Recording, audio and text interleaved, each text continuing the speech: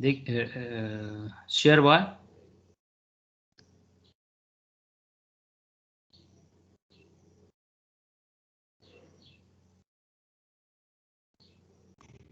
छैन सर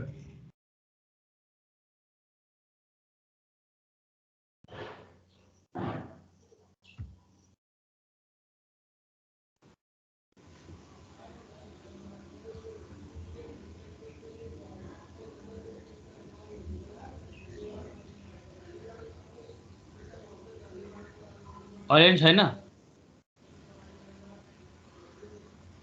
भयो सर भयो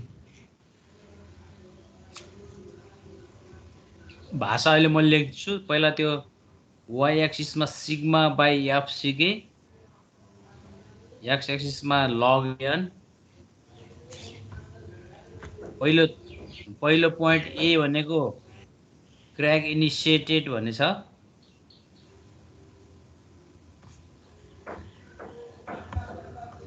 नम्बर बी पोइन्ट बी भनेको full depth and length of the crack develop भन्ने छ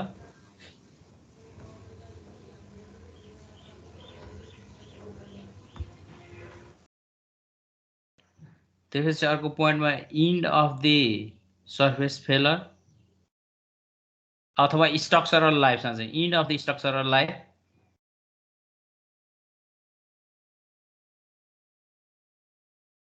अनि कम्प्लिटली फेलर अथवा फेल्ड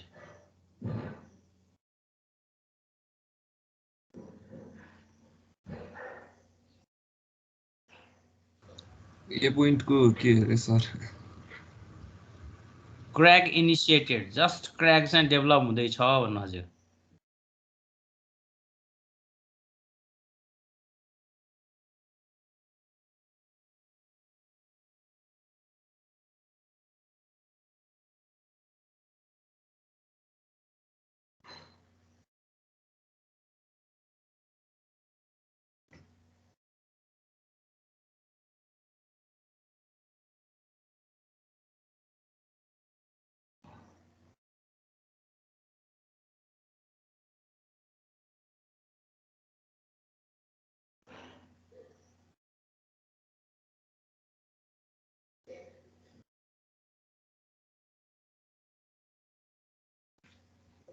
यो भयो सबैको यो पहिलो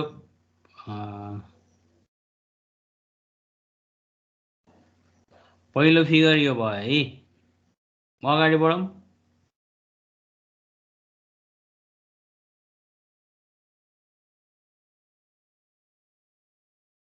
दोस्रो फिगर यो बनाउनुस्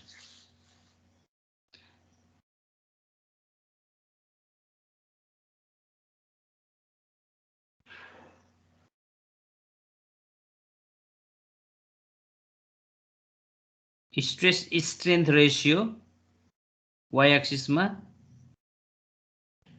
x एक्सिसमा स्ट्रेन पहिला यो भनेको र्यापिड लोड दिनुभयो लोडिङ गर्नुभयो यो 3 मिनेट यो 2 minute 3 days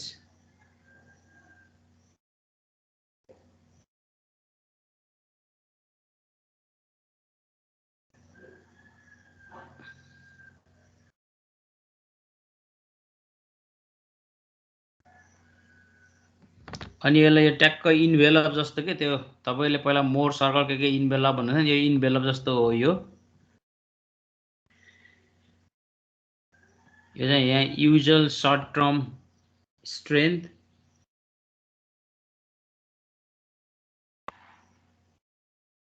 static fatigue failure envelope यो सबै नै हो सब यो डट डट लाइनलाई नै भनेको यो पोइन्टलाई भने हैन यो लाइनलाई नै भने हो and increasing the test duration or decreasing rate of loading rate of loading यो फिगर 2 भयो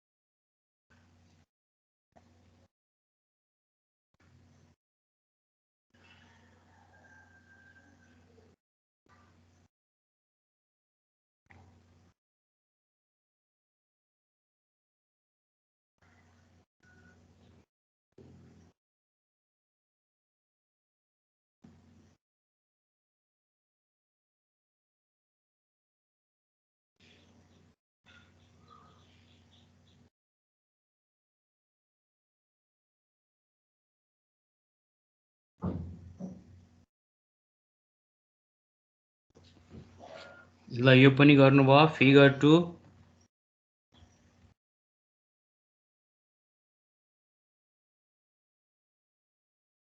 यो फिगर बनाउनुस् अब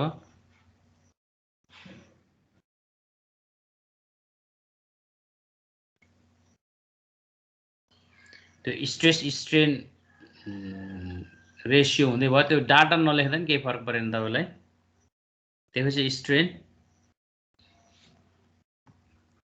यो चाहिँ एउटै हो है यो एउटै लाइन है यो दुईटा लाइन हैन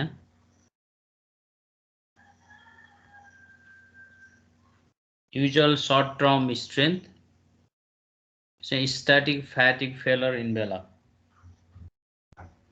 यो पोइन्टलाई चाहिँ हामी अब पहिला चाहिँ level of sustain stress strain ratio यहाँनिर level of sustain stress strain ratio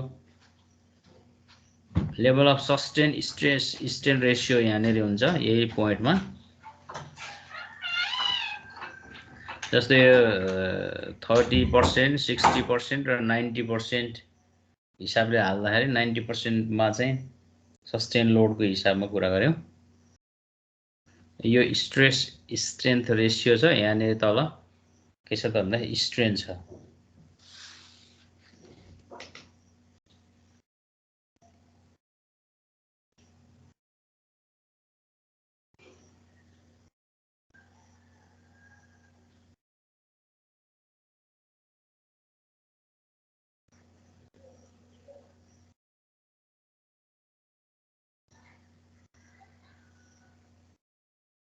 है त हाम्रो साथीले भन्नुभएको थियो लोडिङ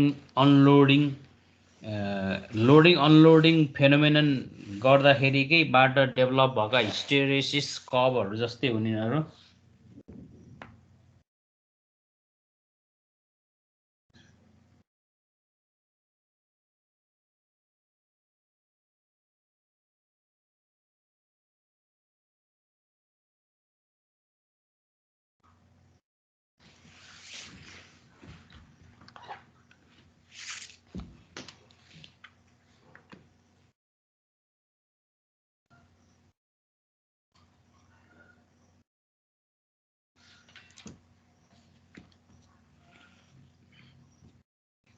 ल यो भएपछि फ्याटिक स्ट्रेन्थको इन्फर्मेसन चाहिँ तपाईले यति नै लिनुभयो फिगरको हिसाबले म यसलाई एक्सप्लेन गर्छु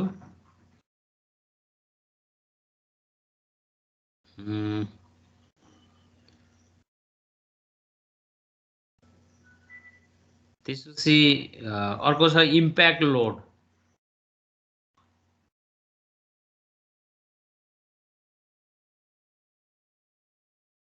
इम्प्याक्ट लोड भन्नुस् अनि इम्प्याक्ट लोडमा चाहिँ यो एउटा फिगर बनाउनुस् त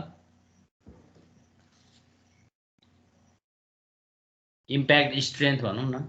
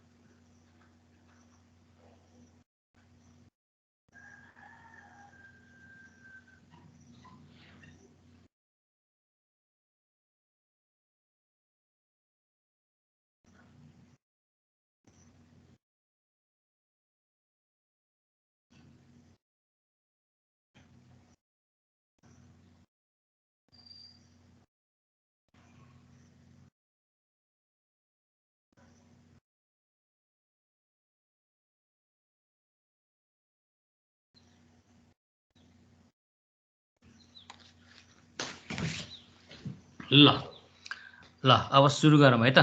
फ्याटिकबाट सुरु गरौँ। सबैभन्दा पहिला मैले तपाईँलाई कहाँनिर लान्छु भन्दाखेरि अब बेसिकल्ली फ्याटिक स्ट्रेन्थ अघि हामीले योभन्दा अगाडि कतिजना हुनुहुन्छ तपाईँ?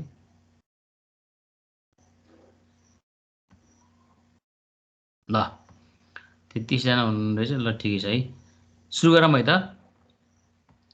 जस्तो फ्याटिक स्ट्रेन्थ भन्नुभन्दा पहिला हामीले क्रिप स्ट्रेन, क्रिप रप्चर भन्ने कुराहरू थाहा पाउनु पर्यो है। क्रिपमा तपाईँले के भन्नुभएको थियो भन्दाखेरि अब यो टाइम डिपेन्डेन्ट स्ट्रेन चाहिँ हो होइन, टाइम डिपेन्डेन्ट स्ट्रेन हो, जुन स्ट्रेन चाहिँ सस्टेन लोडबाट डेभलप भएको भन्ने कुराहरू। सस्टेन लोड भन्दाखेरि तपाईँले त्यहाँ के बुझ्नु भएको त भन्दाखेरि जस्तो तपाईँलाई स्ट्याटिक लोड अथवा म्याक्सिमम यो लोडसम्म कुनै पनि स्ट्रक्चरले स्ट्रक्चर डिजाइन गर्नुपर्छ अथवा यति लोडसम्म मा के अरे कुनै पनि स्ट्रक्चर चाहिँ अप्लाई के अरे यति लोडसम्म अप्लाई गर्न सकिन्छ भन्ने कुनै तपाईँलाई लिमिट दिएछ भने त्यसलाई हामी चाहिँ कहिलेकाहीँ कस्तो हुन्छ भने स्ट्याटिक स्ट्रेन्थ लिमिट भनेर पनि हामी भन्छौँ होइन। अनि यदि हामी त्यो लोडसम्म कुनै पनि स्ट्रेस अप्लाई गऱ्यौँ भने त्यो स्ट्रेससम्म त्यसले के गर्दैन त भन्दाखेरि कुनै पनि स्ट्रेनहरू डेभलप गर्दैन भन्ने हुन्छ है। अब जब हामीले एउटा स्ट्रेन डेभलप गर्दैन होइन, स्ट्रेन डेभलप गर्छ तर कस्तो भने इलास्टिक रेन्जमा डेभलप गर्छ भन्ने तपाईँको हामीले बुझ्छौँ। जब तपाईँ इलास्टिक रेन्जबाट तपाईँ स्ट्रेन जान्छ, स्ट्रेन गइसकेपछि तपाईँको के हुन्छ त भन्दाखेरि एउटा नन रिकभरी स्ट्रेनमा पुग्नु रहेछ, जसलाई तपाईँले के भन्नुभएको थियो त रेसिड्यु स्ट्रेन्थ भनेर भन्नुभएको थियो होइन। त्यो रेसिड्यु स्ट्रेन जुन छ त्यो रेसिड्यु स्ट्रेन डेभलप हुँदाखेरि तपाईँले के भन्नु थियो क्रिप स्ट्रेन डेभलप भयो भन्नुभएको थियो। अनि त्यो क्रिप स्ट्रेन भनेको के छ त, त्यो चाहिँ अब पर्मानेन्टली रिकभर हुँदैन।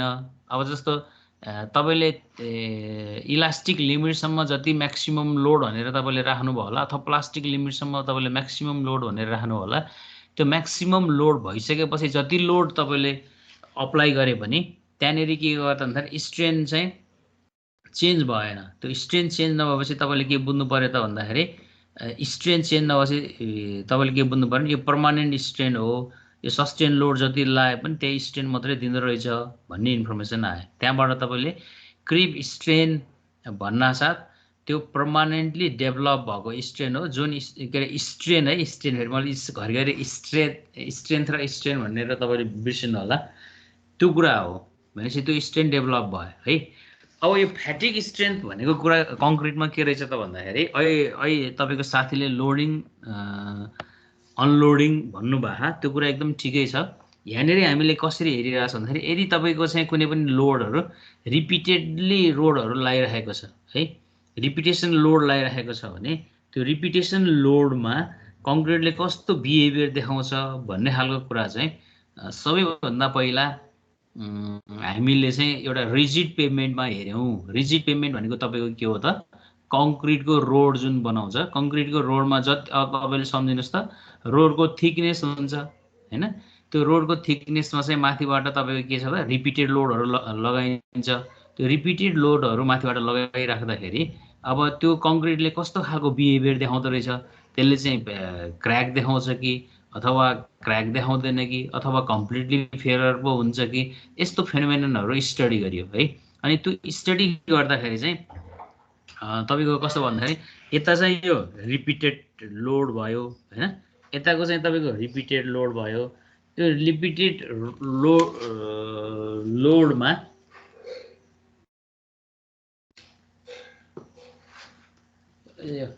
रिपिटेड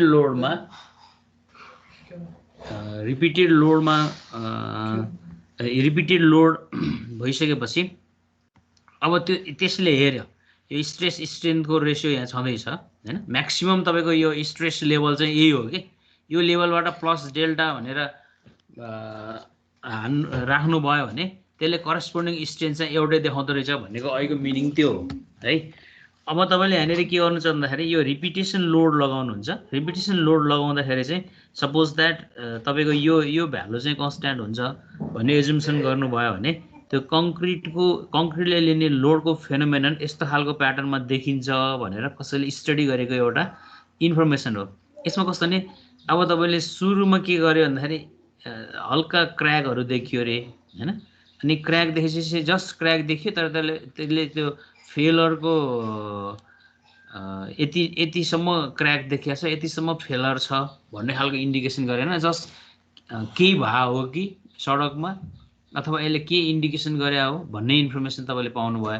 त्यसपछि त लोड त रिपिटेसन लोड त लगाइराख्नु भएको छ यहाँ होइन, रिपिटेड लोडहरू लगाइराख्दाखेरि यो पोइन्टमा आएर तपाईँले के देख्नुभयो भन्दाखेरि the crack extend to the full length crack development. Full length crack development भनेको त्यो अब तपाईँको चाहिँ जुन थिकनेसको टर्ममा तपाईँले हेर्नुभयो भने त्यो फुल थिकनेसभित्रै पनि तपाईँको के भयो त भन्दाखेरि के अरे क्र्याकहरू डेभलप भएको छ भन्ने इन्फर्मेसन यसले दियो।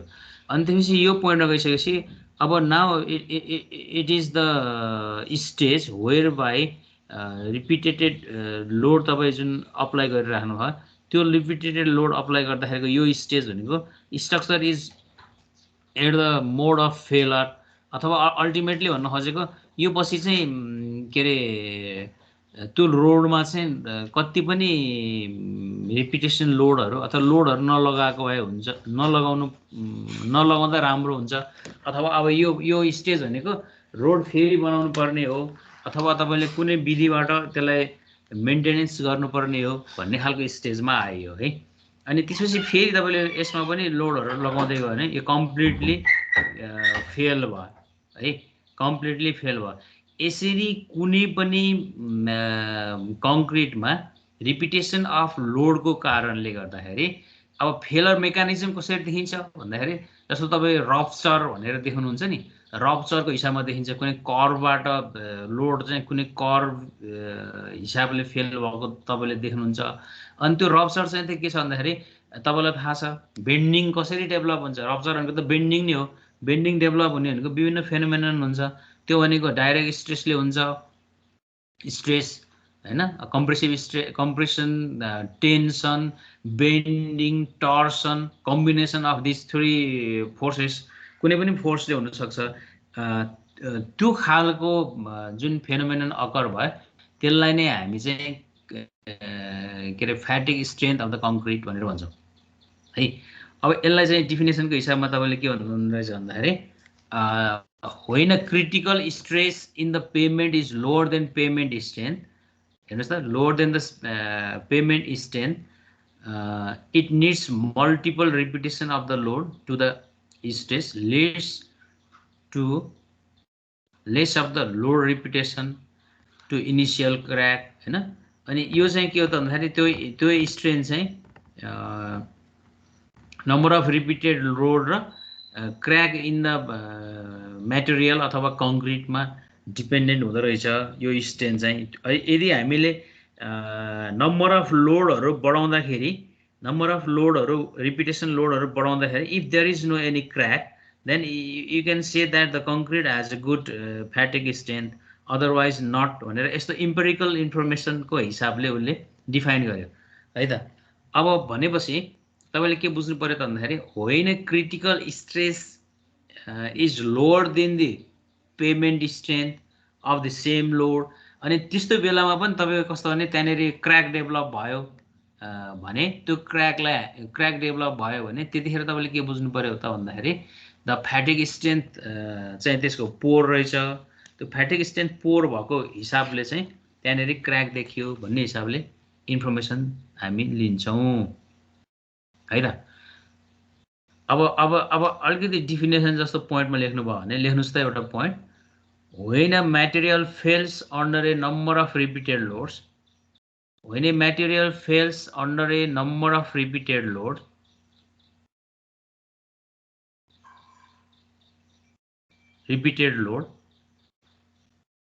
loads is smaller than static compressive strength, is smaller than static compression strength, comma, the failure in fatigue is said to be taken place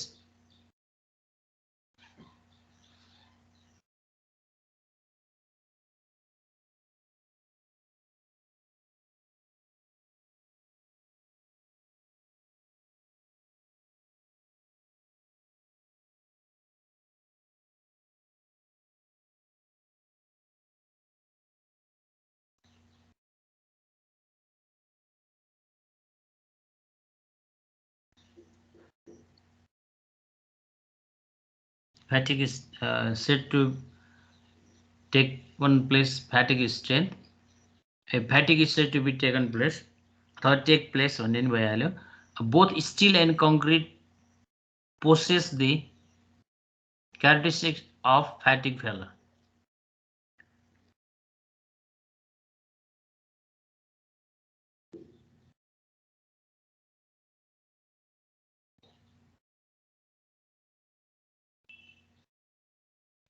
भनेपछि अब फ्याटिक स्ट्रेन्थमा तपाईँको के भयो भन्दाखेरि एउटा चाहिँ एज अफ द कङ्क्रिटको कुरा आयो, एज अफ द कङ्क्रिट।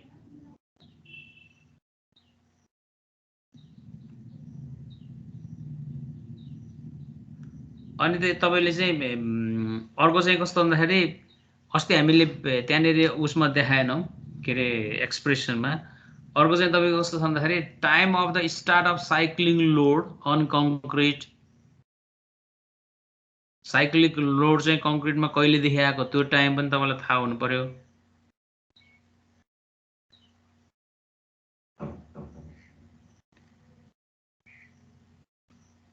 अनि तपाईँलाई अर्को के थाहा पाउनु पर्यो the characteristics strength of the compressive strength थाहा हुनु पर्यो characteristics of the compressive strength थाहा हुनु पर्यो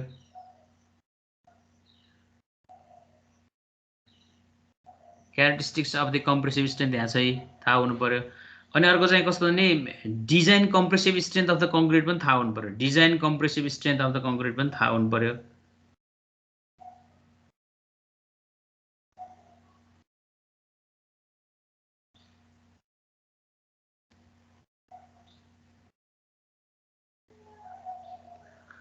अब त अरु कोफिसिएन्टहरु भइहाले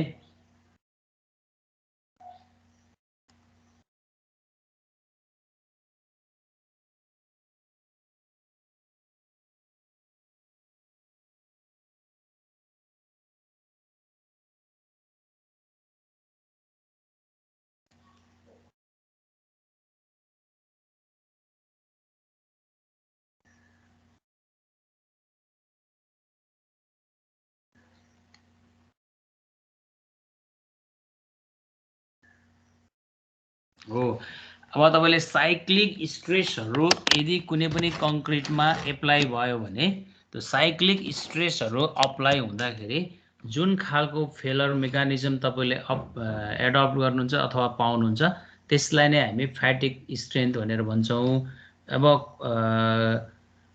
कुनै पनि अब कंक्रिटमा फ्याटिक कसरी हुन्छ अरु मेटलहरुको जस्तो भन्दा फरक के हुन्छ भनेर हेर्नु भयो भने अब यसमा चाहिँ तपाईले चाहिँ कस्तो भन्दाखेरि अघि नै हेर्नु भयो यो जुन हाइड्रेसन श्रिङ्केज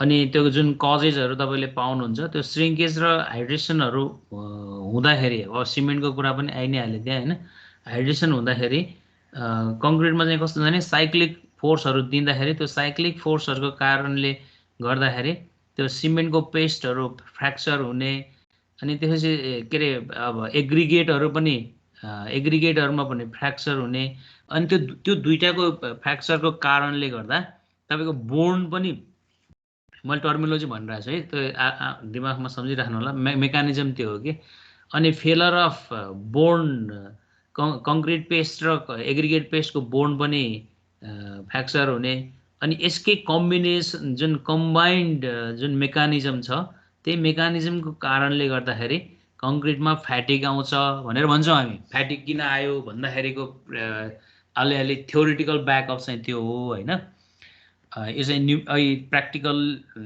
एप्रोच त यो हेरिहाल्नु भयो ओके अब सिम्पल तपाईले के बुझ्नु पर्यो भन्दाखेरि fatigue is due to the cyclic stress or repeated load हैन अकर्स अन द कंक्रिट यो चीजहरु भयो फ्याटिक भनेको अब यदि कंक्रिटमा फ्याटिक छ भने रिपिटेड लोडलाई त्यसले एक किसिमले फ्याटिक स्ट्रेन्थ छ भने रिपिटेड लोडलाई त्यसले रेसिस्ट गर्न सक्छ अदरवाइज गर्न सक्दैन भन्ने इन्फर्मेसन भयो अब फ्याटिक कसरी हुन्छ भन्ने कुरामा चाहिँ तपाईले भर्खर के भन्नुभयो त अरु मटेरियल जस्तो यसमा चाहिँ अलिकति फरक भयो यो मटेरियलमा के भयो सबभन्दा कंक्रिट बन्दाखेरि कसरी भयो सिमेन्ट हाइड्रेसन हुन्छ सिमेन्ट हाइड्रेसन हुने क्रममा के भयो त श्रिङ्केजहरु पनि डेभलप हुन्छ अनि यो फेनोमेना यस्तो फेनोमेना त यसले के रे कंक्रिट बन्दैखेरि डेभलप गरिरा हुन्थ्यो जब हामी साइक्लिक लोड कंक्रिटमा अकर गर्छौं अप्लाई गर्न साथ त्यो जुन फ्र्याक्चर अफ के रे सिमेन्ट पेस्ट र जुन एग्रिगेट पेस्ट छ त्यो एग्रिगेट पेस्ट र सिमेन्ट पेस्टको बोन्ड चाहिँ विकेनिङ हुन्छ त्यो बोन्ड चाहिँ विकेनिङ भएको कारणले गर्दाखेरि त्यहाँनेरि फेलर मेकानिजमहरु मेकानिजम डेभलप हुन्छ त्यो भनेको के रे फ्याटिक मेकानिजमै हो डेभलप हुने अनि त्यो फ्याटिक मेकानिजमको कारणले गर्दाखेरि के रे कंक्रिटले तपाईको रिपिटेड लोडहरु लिन सक्दैन त्यही हो कुरा यसको खास मेन है अब मैले तपाईलाई हेनेरी अर्को दुईटा इन्फर्मेसन दिए अब यसमा गर्न खोजेको यो फिगरमा के थियो त भन्दाखेरि तपाईले चाहिँ अब लोड रेट पहिला तपाईले चाहिँ र्यापिड लोड दिनुहुन्छ अघि तपाईँले भन्नुभयो नि suppose that you have design your load के अरे डिजाइन एउटा लोड थियो त्यो डिजाइन लोडसम्म तपाईँले ऱ्यापिडली पुऱ्याइदिनु भयो यहाँसम्म पुऱ्याइदिनु भयो अनि त्यो ऱ्यापिडली पुऱ्याइसकेपछि अनि स्लोली इन्क्रिजिङ अर्डरमा टाइम ड्युरेसनको इन्क्रिजिङ अर्डरमा तपाईँले के गर्नुहुन्छ त लोड चाहिँ डिक्रिजिङ रेट गर्दै जानुहुन्छ अब यो 3 मिनट र 2 मिनट किन भयो सर तपाईँले 2 बाट 3 लेख्नु के अरे गर्नुहुन्थ्यो नि भन्नु होला तपाईँले हैन त्यहाँनिर पहिला 3 मिनट हेरेर अनि घटाएर हेरेछ के है यो चाहिँ नेभेलीको के अरे बुक्सबाट लिएको हो तपाईँको यो टाइम बिङ यसले के गरे त भन्दाखेरि लोडहरू घटाउँदै गयो अनि घटाउँदै गइसकेपछि यसले के देख्यो त भन्दाखेरि तपाईँको जुन फेलर मेकानिजम हो यो फेलर मेकानिजम चाहिँ एउटा इन्भेलप हिसाबको यो रप्चर मैले अघि भनेको थिएँ नि यो रप्चर नेचरको यसरी आउँदो रहेछ यो रप्चर नेचरको हिसाबले तपाईँको के हुन्छ त भन्दाखेरि यो फेलर हुन्छ यो कुराहरू भयो यसमा चाहिँ हामीले के भयो त लोडहरू अब यहाँनिर स्ट्याटिक फ्याटिक के अरे कतिखेर अकर हुन्छ भनेर हेर्न खोज्यौँ हामीले यो फिगरमा हेर्दाखेरि अब जस्तो मानौँ न सर्ट टर्म स्ट्रेन्थहरू चाहिँ म्याक्सिमम तपाईँले चाहिँ 60 देखि 70% घटाउँदै त्योसम्म पुर्याउनु भयो भने त्यतिखेर चाहिँ तपाईँको त्यो जुन ऱ्यापिड डेभलपमेन्ट अफ माइक्रो क्र्याक्सहरू हुन्छ त्यो ऱ्यापिड डेभलपमेन्ट अफ माइक्रो क्र्याक्सको कारणले चाहिँ अब यो चाहिँ के हो त यदि यो पिरियडभित्रमा चाहिँ त्यो इन्भेलपहरू डेभलप हुँदो रहेछ भन्ने कुरा भयो अब यही फेनोमेननलाई चाहिँ अब अर्कोचोटि तपाईँले के गरिदिनु भयो त भन्दाखेरि यो दोस्रो अर्को फिगरमा तपाईँ जानुभएको थियो एकैचोटि यो सस्टेन लोडसम्म तपाईँले दिनुभयो अनि सस्टेन लोडसम्म दिँदाखेरि चाहिँ त्यो त्यसको सस्टेन लोडको हिसाबले चाहिँ यो चाहिँ सस्टेन लोड चाहिँ के अरे स्ट्रेस त्यो कङ्क्रिटमा अप्लाई गर्दाखेरि हैन कङ्क्रिटमा अप्लाई गर्दाखेरि कस्तोसम्म हुँदो रहेछ भनेर हेरे हो यो चाहिँ अहिले चाहिँ तपाईँले एउटा ऱ्यापिड त्योमा पुर्याउनु भयो र छोडिदिनु भयो यसमा त्यो पछि पनि फेरि लोड राख्नु भयो कि जस्तो अब मानिदिनुहोस् तपाईँको चाहिँ 100 के अरे न्युटन थियो भने 90सम्म तपाईँ के 100सम्मै पुग्नुभयो फेरि प्लस समथिङ पनि गर्नुभयो त्यो गर्दाखेरिको स्थितिमा यहाँनिर कस्तो के अरे अवस्था भयो त्यो कुरा यो फिगरले देखाएको यो फिगरमा देखाउँदाखेरि पनि पहिला 30%बाट बढायो त्यसपछि 60% त्यसपछि 90% अनि त्यसपछि त्यतिखेरको स्ट्याटिक इन्भेलप कस्तो आउँछ भनेर हेर्यो हेर्दाखेरि यो दुईटै कन्डिसनबाट तपाईँले के पाउनुभयो त भन्दाखेरि कङ्क्रिट प्लेन सिमेन्ट कङ्क्रिटमा चाहिँ के अरे यो फ्याटिक स्ट्रेन्थ डेभलप हुँदो रहेछ फ्याटिक डेभलप हुँदो रहेछ यदि त्यो फ्याटिकलाई हामीले प्रपरली केयर गरेनौँ र त्यसलाई मेन्टेन गरेनौँ भने त्यसले चाहिँ के गर्छ त भन्दाखेरि पर्मानेन्टली यो फ्याटिक डेभलप पर्मानेन्टली पछि तपाईँको स्ट्रेन्थ डेभलप गर्छ त्यो चाहिँ तपाईँको लागि गाह्रो कुरा हो भन्ने कुरा भयो अब यसको फेनोमेननहरू हेर्दाखेरि चाहिँ अब आरसिसी र अब आरसिसी कङ्क्रिट अब रेनफोर्स कङ्क्रिट अब जब तपाईँको रड पनि छ कङ्क्रिट पनि छ भने त्यसको फेनोमेनन फेरि अर्को फरक हुन्छ है ल यति बुझ्नुहोस् अहिले अनि त्यसपछि तपाईँले यो कुरा लेख्नुहोस् अब यो गरिसकेपछि हामी के गर्छौँ त भन्दाखेरि एउटा एक्सप्रेसन यहाँनिर यो डेभलप गर्छौँ यहाँनिर भन्नुहोस् त यो हेर्नुहोस् त यहाँनिर यो फर्मुला लेख्नुहोस् त यो इम्पेरिकल फर्मुलाहरू हो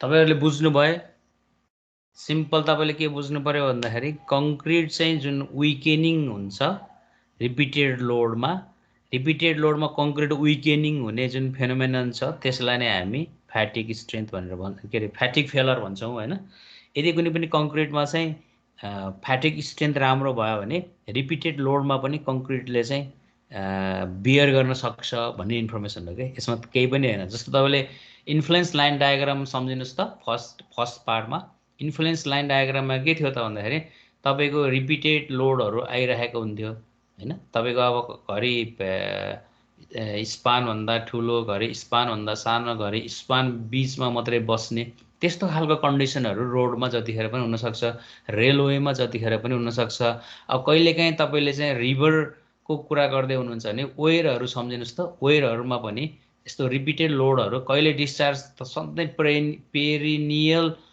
के भन्छ त कन्स्ट्यान्ट डिस्चार्ज ल्यामिनर फ्लोको हिसाबले मात्रै तपाईले डिस्चार्ज त लिनुहुन्न त्यहाँ त टर्बुलेन्ट फ्लोहरु हुन सक्छ टर्बुलेन्ट फ्लोमा पनि तपाईले एउटा म्याक्सिमम टर्बुलेन्ट फ्लो योसम्म आउँछ भनेर तपाईले इमेजिन गरिरहेको ठाउँमा पनि विभिन्न खालको अहिलेको जस्तो फ्लडिङ त्यो ल्यान्डस्लाइड यस्तोहरुको हिसाबले पोन्डिङ भएर आउने डिस्चार्जहरु तिनीहरुको कारणले गर्दाखेरि पनि के हुन सक्छ त त्यहाँनेरि रिपिटेड लोडहरु फरक फरक हुन सक्छन् हैन त्यो डायनामिक लोड नै हो फेरि यो हैन अनि त्यस्तो लोडहरु भएको ठाउँमा कंक्रीटहरु डिजाइन गर्नु पर्यो भने हामीले चाहिँ फ्याटिक स्ट्रेन्थलाई फ्याटिक फेलरलाई पनि क्याल गर्नुपर्ने हुन्छ यो दुवै इम्प्याक्ट र यो दुवै त्यस्तो खालकोमा एकदम इम्पोर्टेन्ट छ है ल यो फिगर लेख्नुस् त्यो लेख्नु भयो सबभन्दा पहिला यहाँ म्याक्सिमम के रे रिपिटेड लोड कति दिने त रिपिटेड लोडलाई केले डिपेन्डेन्ट हुन्छ भन्ने खालको हिसाबमा यो हेरेको यहाँनिर तपाईले number of load applied until failure यो रिपिटेड लोडको कुरा आयो हैन यो कुरा भयो यो भनेको अप्लाइड म्याक्सिमम स्ट्रेस लेभल यो भनेको what is your maximum stress level that you are designed हैन यो तपाईको लागि भयो यो चाहिँ modulus of rupture of the concrete भयो हैन कंक्रीटको मोडुलस यसमा डिपेन्डेन्ट हुन्छ अनि अर्को आईआई मा चाहिँ सिग्मा मैक्स बाइ एफसीके नै लेखे पनि हुन्छ एफसी मात्र लेखेको छ यहाँ हैन है अब यहाँ एफसी मात्र लेख्नुको अर्थ कस्तो भन्दाखेरि एफसी के भन्यो भने टेन्साइलको मात्रै कुरा हुन्छ हैन कम्प्रेसिभ स्ट्रेन्थ एफसी भन्यो भने टेन्साइल पनि हो कहिले कहिले टेन्साइल के रे कम्प्रेसिभ स्ट्रेन्थ पनि हो टेन्साइल स्ट्रेन्थ पनि हो टेन्साइलको रेस्पेक्टबाट पनि हेर्न सकिन्छ किनभने तपाईले आरसीसी मा त टेन्साइलको कन्टेन्ट पनि राख्नुहुन्छ हैन त्यस्तो हिसाबमा यो लेखेको 1 - b 1 - r log 10 nf यो छँदैछ अनि यहाँबाट के रे यो b भन्ने फ्याक्टर निकाल्नु भयो योबाट sigma maximum minus FC minus 1 1 - r log n f गर्नु भयो त्यो भ्यालुहरु त्यसमा होइन अनि यसको last expression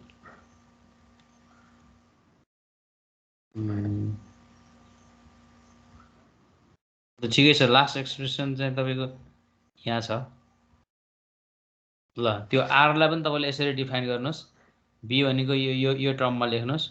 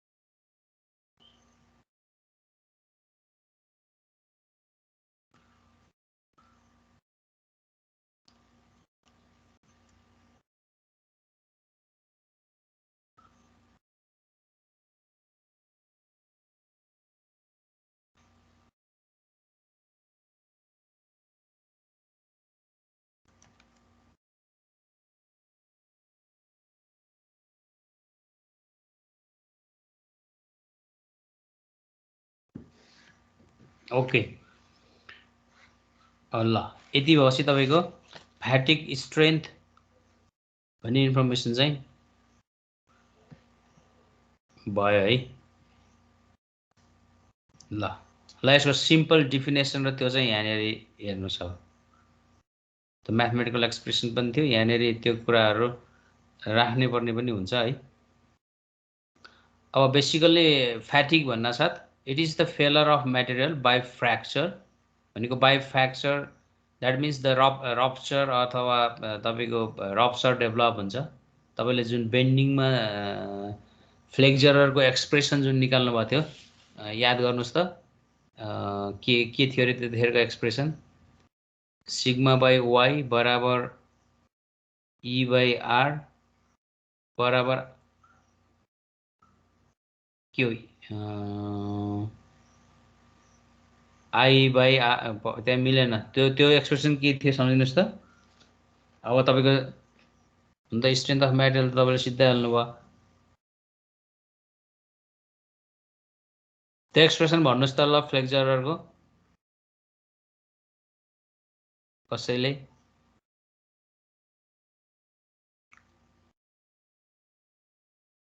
okay am by I बराबर सिग्मा बाई वाई बराबर ई बाई आर हो क्या है।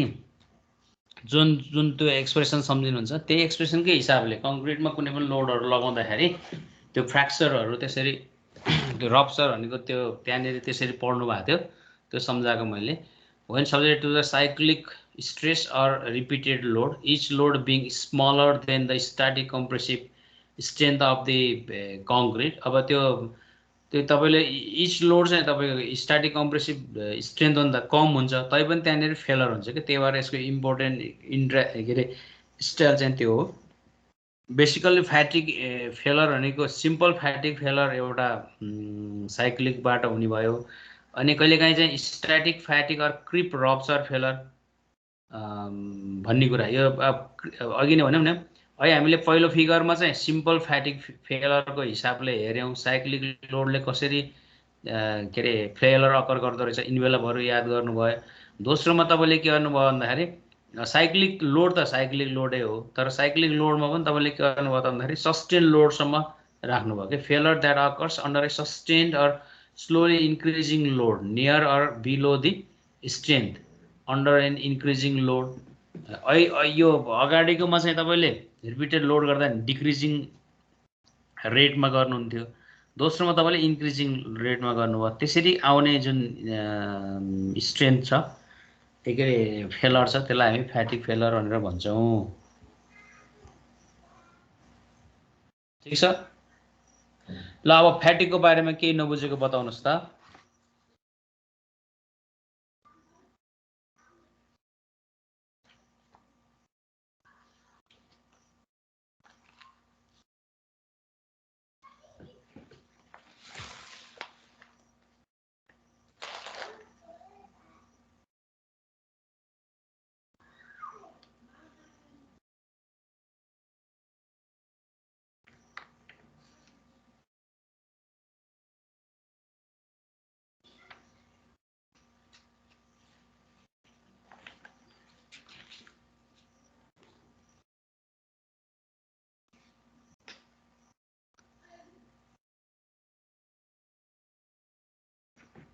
बुझ्नुभयो?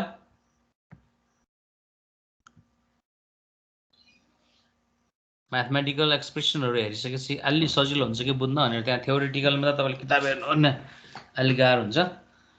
ल जस्ट एनिवे तपाईँले यहाँनिर बुझ्नुपर्ने के भन्दाखेरि कुनै पनि प्लेन सिमेन्ट कङ्क्रिटको कङ्क्रिटमा रिपिटेड लोडहरू अप्लाई गर्दाखेरि त्यो कङ्क्रिटले एक किसिमको फेलर डेभलप गर्छ। त्यो फेलर डेभलप गर्दाखेरि चाहिँ हामीले कहिलेकाहीँ त्यसलाई चाहिँ सिम्पली द बेन्डिङ कर्भ जसरी पढ्नुभयो त्यसरी कर्भ डेभलप हुन्छ बेन्डिङ कर्भ डेभलप हुन्छ अथवा रप्चर डेभलप हुन्छ र त्यो रप्चर नै एक किसिमको तपाईँको फेलर हो र त्यो चाहिँ तपाईँको कस्तो भने कम्प्रेसन टेन्सन त्यसपछि बेन्डिङ स्ट्रेस टर्सन सबैको कम्बिनेसन अफ फोर्सहरूले गर्दा हुनसक्छ भन्ने खालको सिम्पल इन्फर्मेसन हो। अब यो कङ्क्रिटमा कसरी देखिन्छ भन्ने बेलामा कङ्क्रिट आफैमा के हो त भन्दाखेरि यो कङ्क्रिटको सिमेन्टमा जुन हार्डनिङ प्रोसेस छ हार्डनिङ प्रोसेस हुने क्रममा विभिन्न खालको श्रिङ्केजहरू डेभलप हुन्छ। त्यहाँ भनेपछि नेचुरल्ली त्यहाँनिर पनि एक किसिमको स्ट्रेनहरू डेभलप भइ नै राख्छ। इफ देयर इज नो लोडै नहुँदाखेरि पनि त्यस्तो कन्डिसन हुन्छ होइन। जब तपाईँ लोड अप्लाई गर्दाखेरिको स्थितिमा चाहिँ पनि त्यसको के हुँदो रहेछ त, एउटा चाहिँ तपाईँले के अरे म्याक्सिमम तपाईँको डिजाइन लोडसम्मको कुरा गर्नुहुँदो रहेछ, एउटा चाहिँ तपाईँको सस्टेन लोडसम्मको कुरा गर्नुहुँदो रहेछ। त्यो सस्टेन लोड र म्याक्सिमम डिजाइन लोडको कन्सिडरेसनमा चाहिँ पुग्दाखेरि त्यसले चाहिँ झन् के गर्छ त भन्दाखेरि कङ्क्रिटको जुन सिमेन्ट पेस्ट र एग्रिगेट पेस्ट छ, त्यो कङ्क्रिटको सिमेन्ट पेस्ट र एग्रिगेट पेस्टको जो बोन्ड छ त्यो बोन्डलाई विकेनिङ बनाइदिन्छ। अनि विकेनिङ बनाइदिइसकेपछि जुन मेकानिकल प्रपर्टिज जस्तो देखिन थाल्छ, मेकानिकल फेनोमेनन अकर हुन्छ। त्यो मेकानिकल फेनोमेनन अकर हुँदाखेरि त्यहाँनिर तपाईँको के हुन्छ त कङ्क्रिट फेल हुन्छ। त्यसरी फेल हुने कङ्क्रिटलाई हामी फ्याटिक फेलर भन्छौँ। त्यो फ्याटिक फेलर भएको के हो त भन्दाखेरि कङ्क्रिटमा भएको फ्याटिक स्ट्रेन्थ कमजोर भएर हो भन्ने हो क्या यसको मिनिङ त यति हो। ल अब दोस्रो कन्टेन्टमा आउँ। यसको अलिअलि इन्फर्मेसन बुझ्नुभयो होला है, नबुझेको भन्नुहोस् न कसैले, कोही बोल्नुहुन्न। अब पछि तपाईँले चाहिँ फ्याटिक स्ट्रेन्थलाई कसरी डिजाइन गर्ने, फ्याटिक स्ट्रेन्थ कसरी आउँछ, के अरे के प्यारामिटर राख्यो भने फ्याटिक स्ट्रेन्थ बढ्छ कङ्क्रिट स्ट्रक्चरमा होइन। अनि यस्तो कुराहरू पनि तपाईँले पछि चाहिँ यो डिजाइन कोडबाट डिजाइन गर्ने हिसाबले स्टडी गर्न सक्नुहुन्छ होइन। अब अहिले हामीलाई त्यति धेरै त्यसको कन्टेन्टमा राखेको छैन, यहाँनिर फ्यामिलियर मात्रै बनाउन खोज्या हो यो कुरालाई। जस्तो अब फ्याटिक अफ द कङ्क्रिट भन्दाखेरि कहिलेकाहीँ हामी अब concrete is a brittle material, किनभने अब प्रिन्सिपल्ली भन्दाखेरि कङ्क्रिट ब्रिटल हो। किन कसैले भन्नुहुन्छ?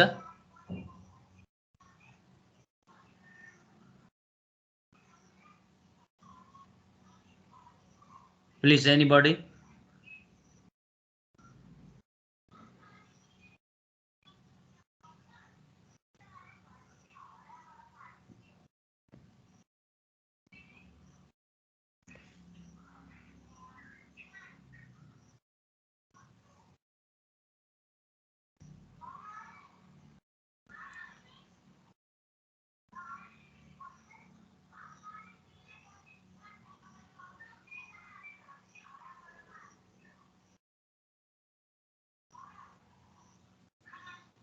कोही बोल्नु भएन? नामै सुनाउनु पर्ने चाहिँ मैले है। यस्तो के कङ्क्रिटमा टेन्साइल स्ट्रेन्थ बेयर गर्ने क्यापासिटी नभएको हुनाले कङ्क्रिट चाहिँ ब्रिटल हुन्छ। किनभने हामी इट इज एज्युम मात्र होइन, अल्टिमेटली बिहेभ पनि त्यही गर्छ। कङ्क्रिट चाहिँ के हो त कम्प्रेसिभ मेम्बर हो। कम्प्रेसिभ स्ट्रेन्थ यसले बियर गर्छ। अनि कम्प्रेसिभ स्ट्रेन्थकै आधारबाट कङ्क्रिट सेक्सनहरू डिजाइन गरिन्छ भनेर भन्नुहुन्छ। जब यसको मिनिङ के हो भने जब तपाईँ कङ्क्रिट ब्रिटल हुन्छ, ब्रिटल भएपछि के हुन्छ त failure occurs due to the tensile stress होइन।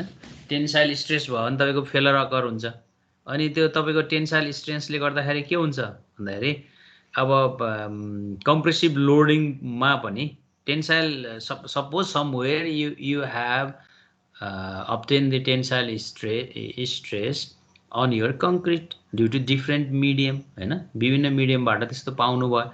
अनि आयो भने अब त्यसले के गर्छ त कम्प्रेसिभ लोडिङलाई के गरिदिन्छ युनिफर्म बनाउँदैन। कम्प्रेसिभ लोडिङलाई युनिफर्म नबनाएपछि there must occur the micro cracking हैन, त्यो माइक्रो क्र्याकहरू डेभलप हुन्छ। अनि त्यो माइक्रो क्र्याकहरू डेभलप भइसकेपछि यदि त्यस्तो अब तपाईँले टेन्साइल लोडिङ भनेको तपाईँको लागि रिपिटेड लोडहरू आएको कारणले टेन्साइल लोडिङ हुनसक्छ। कहिले कहिले तपाईँको भनौँ न के अरे अघि नै तपाईँले भन्नु न रप्चर खालको भयो। रप्चर भयो भनेको के हो? रप्चर हुनु भनेको त अल्टिमेटली टेन्साइल स्ट्रेन्थ डेभलप हुनु हो, त्यो त त्यही हो नि। रप्चर हुँदाखेरि त कम्प्रेसिभ स्ट्रेन्थबाट त त्यो एभवै हुन्छ। अनि टेन्साइल स्ट्रेन्थ त्यहाँ रप्चर हुँदाखेरि पनि डेभलप हुन्छ। यो टेन्साइल स्ट्रेन्थले नै अल्टिमेटली एकदम साइन्स चाहिँ के भन्दा टेन्साइल स्ट्रेन्थले नै तपाईँको के गर्छ त भन्दाखेरि फ्र्याक्चर मेकानिजम डेभलप गर्छ। र त्यो फ्र्याक्चर मेकानिजम डेभलप गर्नको लागि डेभलप गरिदिइसकेपछि अनि तपाईँको के हुन्छ त त्यहाँनिर ठुलो क्र्याकहरू डेभलप हुन्छ हैन। अनि त्यो क्र्याकहरू चाहिँ लङ टर्ममा गएर तपाईँको लागि फेलर हुन्छ। अनि त्यही भएर हामीले के गर्यौँ भन्दाखेरि त्यसरी टेन्साइल लोडले कङ्क्रिटमा भएको फ्याटिकको जुन प्रपर्टी छ त्यो प्रपर्टिज बियर नगर्ने भएको हुनाले कङ्क्रिट चाहिँ बिटल हुने भयो। त्यो बिटलबाट रोक्नको लागि हामीले रेन्फोर्समेन्ट राख्यौँ, जुन रडहरू राख्यौँ। रडहरू राखिदियो भने के हुन्छ त टेन्साइल लोडिङलाई त्यसले चाहिँ सस्टेन गर्छ अथवा त्यसले लिन्छ। अब कहिलेकाहीँ तपाईँले चाहिँ टेन्साइल रडै नराखिकन कङ्क्रिटलाई मात्रै तपाईँले के अरे फ्याटिक स्ट्रेन्थ बढाउनु पर्यो भने अब थ्योरिटिकल्ली के अरे प्र्याक्टिकल्ली भन्दाखेरि चाहिँ अब विभिन्न खालका मिडियमहरू हुनसक्छन् त्यसलाई डेभलप गर्नको लागि। अब कुनैले प्लास्टिक्स ती कुनैले फाइबर्सहरू राखेर, कसैले ग्लासका टुक्राहरू राखेर हैन। अब कसैले रडकै टुक्राहरू फेरि ठुलो ठुलो रड नभइकन टुक्राहरू राखेर पनि यसको चाहिँ टेन्साइल स्ट्रेन्थ फ्याटिक स्ट्रेन्थहरू डेभलप गर्न सकिन्छ भन्ने इन्फर्मेसनहरू पनि दिन्छन् हैन। जस्तो तपाईँको अब हामीले रड के अरे स्टिल त्यसपछि वुड तिनीहरूको पनि फ्याटिक हुन्छ भनेर त पढ्नु भएकै थियो नि त। ल that's much for fatigue strength. I think you all familiar with the terms. If you are not much understanding, then you can go through the literature, you can get the idea better.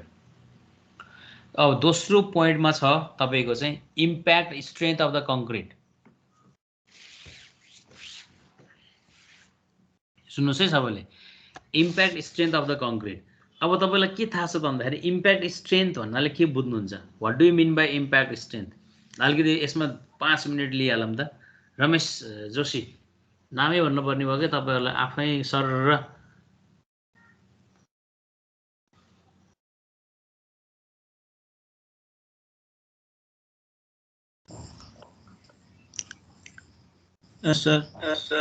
हजुर impact strength भन्नाले के बुझ्नुहुन्छ?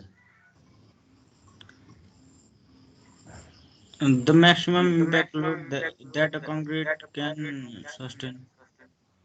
Okay, अनि impact load भनेको कस्तो कस्तो load रे? Suddenly लागेको। Very good, okay. जस हामीले ल्याबमा नपढे पनि भाइले भन्यो ठिक छ। ल अब अर्को भाषामा हामीले अब यसरी टर्मिनोलोजी बुझेपछि अनि गाह्रै छैन कि सम्झिन। अरू साथीहरूले अझै उहाँभन्दा धेरै थप्नुहुन्छ कि? नितेश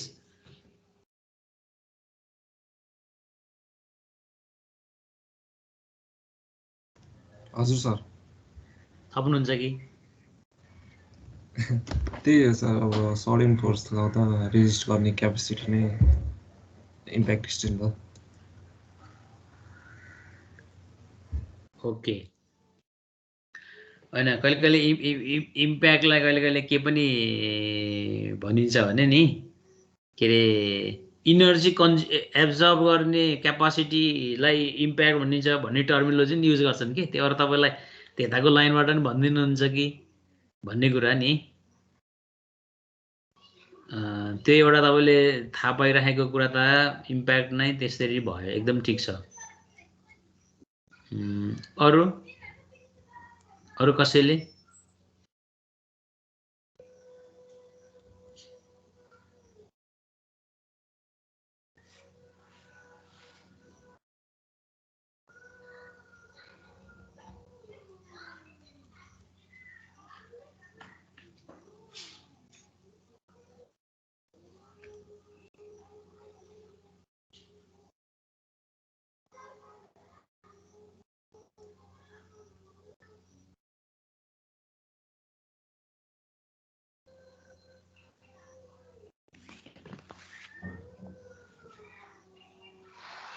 ओके, अब यहाँनिर हामीले इम्प्याक्ट अफ द के अरे कङ्क्रिट भनेर पढ्दै गर्दाखेरि हाम्रो सबभन्दा मिनिङ के हुनु पर्यो भने अब इम्प्याक्ट स्ट्रेन्थ भन्नासाथ कस्तो छ भन्दाखेरि केले इम्प्याक्ट स्ट्रेन्थलाई असर पार्छ भन्ने इन्फर्मेसन हेर्नु भने धेरै चिज हुनसक्छ हैन। अब इम्प्याक्ट स्ट्रेन्थलाई पनि कसरी हेर्ने हो त भन्दाखेरि यहाँ पनि मोडुलस अफ रप्चरै निकाल्ने हो भनेको ई क्यापिटल ई जुन हामीले क्याल्कुलेसन गरेका थियौँ इलास्टिसिटी त्यसैले नै यी चिजहरूको मेजरमेन्ट अथवा यसको इन्फर्मेसनहरू दिने हो। यदि त्यहाँनिर त्यसको इन्फर्मेसनहरू पाउनु भयो भने धेरै नै हुन्छ। अझ जस्तो इम्प्याक्ट स्ट्रेन्थ भन्न अहिले तपाईँहरूले भने जस्तै हो, इफ सडनली अप्लाई लोडहरू हुन्छ, सडनली अप्लाई लोडहरूमा चाहिँ के अरे लोडहरू आयो भने त्यो कङ्क्रिटले के गर्छ त भन्दाखेरि के अरे कङ्क्रिटले के गर्छ भन्दाखेरि त्यो कङ्क्रिट चाहिँ एक किसिमले भन्यो भने त्यसलाई हामी के भन्यो पहिला हामीले इम्प्याक्ट स्ट्रेन्थ पढाउँदाखेरि धुलाम्य हुने कि कङ्क्रिटले चाहिँ त्यो रेसिस्ट गर्न सकेन भने त्यसको भल्युम चेन्ज हुने, अर्को हिसाबमा भन्दाखेरि त्यो के अरे भिट्रल हुने अथवा त्यो सेक्सन डिटोरेट हुने, जे टर्मिनोलोजी दियो भने त्यो इम्प्याक्ट हुने त्यसरी हुन्छ। जस्तो अब माथिबाट तपाईँले मेटेरियल फाल्नुभयो भने त्यति त्यो मेटेरियलकै भल्युम अनुसारको त्यसले चाहिँ क्र्याकहरू डेभलप गरिदेला अथवा त्यो डाम मात्रै राख्देला, डाम मात्रै पारिदिन्छ भन्नुहुन्छ नि, इम्प्याक्ट गरेर माथिबाट भने डाम मात्रै पारिदेला, whatever. But these are the somehow the nature of the failure. त्यो भएको हुनाले अब हामीले यहाँनिर के भन्दा रहेछौँ त भन्दाखेरि अब इम्प्याक्ट भनेपछि there are the number of blows the load gets on the concrete mass, then the number of ब्लोजको जुन इनर्जी हुन्छ त्यो इनर्जीलाई यदि कङ्क्रिटले चाहिँ रेसिस्ट गर्न सक्यो भने के अरे के हो भयो त भन्दाखेरि त्यो कङ्क्रिटसँग राम्रो इम्प्याक्ट स्ट्रेन्थ रहेछ। राम्रो स्ट्रेन्थ भएको हिसाबले त्यहाँनिर कुनै पनि क्र्याकहरू पनि आएन, त्यो इनर्जी ब्लोजलाई पनि त्यसले रेसिस्ट गर्यो। यदि त्यो इनर्जी ब्लोजलाई रेसिस्ट गर्न सकेन भने त्यो कङ्क्रिटको इम्प्याक्ट चाहिँ कमजोर रहेछ भन्ने तरिकाले बुझ्छन् भन्ने छ यसमा है। अब अर्को यहाँनिर कङ्क्रिटमा बेसिकली तपाईँको कस्तो भन्दाखेरि कङ्क्रिट भन्नासाथ तपाईँले बुझ्नुहुन्छ के त भन्दाखेरि त्यो कङ्क्रिटमा चाहिँ एउटा एग्रिगेट छ, एउटा चाहिँ सिमेन्ट छ। सिमेन्ट एग्रिगेटको हिसाबमा पनि बेसिकली तपाईँको कस्तो हुन्छ भन्दाखेरि के अरे यो कोर्स एग्रिगेट होइन, अनि त्यसको मिक्स प्रपोर्सन टर्मिनोलोजी सम्झिराख्नु चाहिँ आफ्नो मनमनमा राख्दा पनि हुन्छ। अनि स्यान्डको ग्रेडिङ, अनि टाइप अफ द सिमेन्ट, तपाईँको मेथड अफ द क्युरिङ, अनि एज अफ द स्पेसिमेन। अब यस्ता कुराहरूले चाहिँ तपाईँको जुन इम्प्याक्टको जुन रिजल्ट छ, इम्प्याक्टको जुन इन्फर्मेसन छ त्यसलाई चाहिँ तपाईँले त्यसले असर पार्छ होइन। अब हामीले के गर्छौँ त भन्दाखेरि अब सबैभन्दा पहिला इम्प्याक्ट थाहा पाउनुभन्दा अगाडि एग्रिगेटको इम्प्याक्ट थाहा पाउनु पर्दो रहेछ भन्ने इन्फर्मेसन त्यसले त्यसरी दिएको होइन। अब यो यहाँनिर इम्प्याक्ट स्ट्रेन्थ भन्नाखा तपाईँले के बुझ्नुहुन्छ त भन्दाखेरि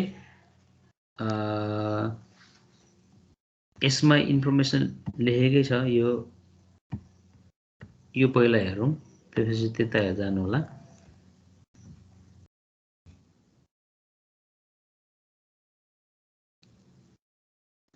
यो यति टर्म्स लेखिदिनुहोस् तपाईँलाई।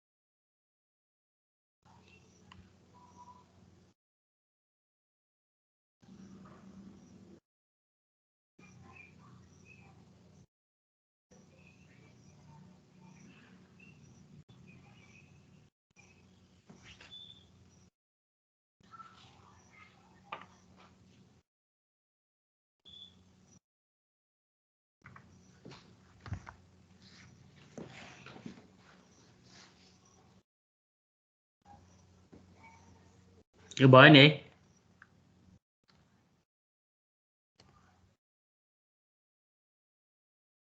यो पोइन्ट भयो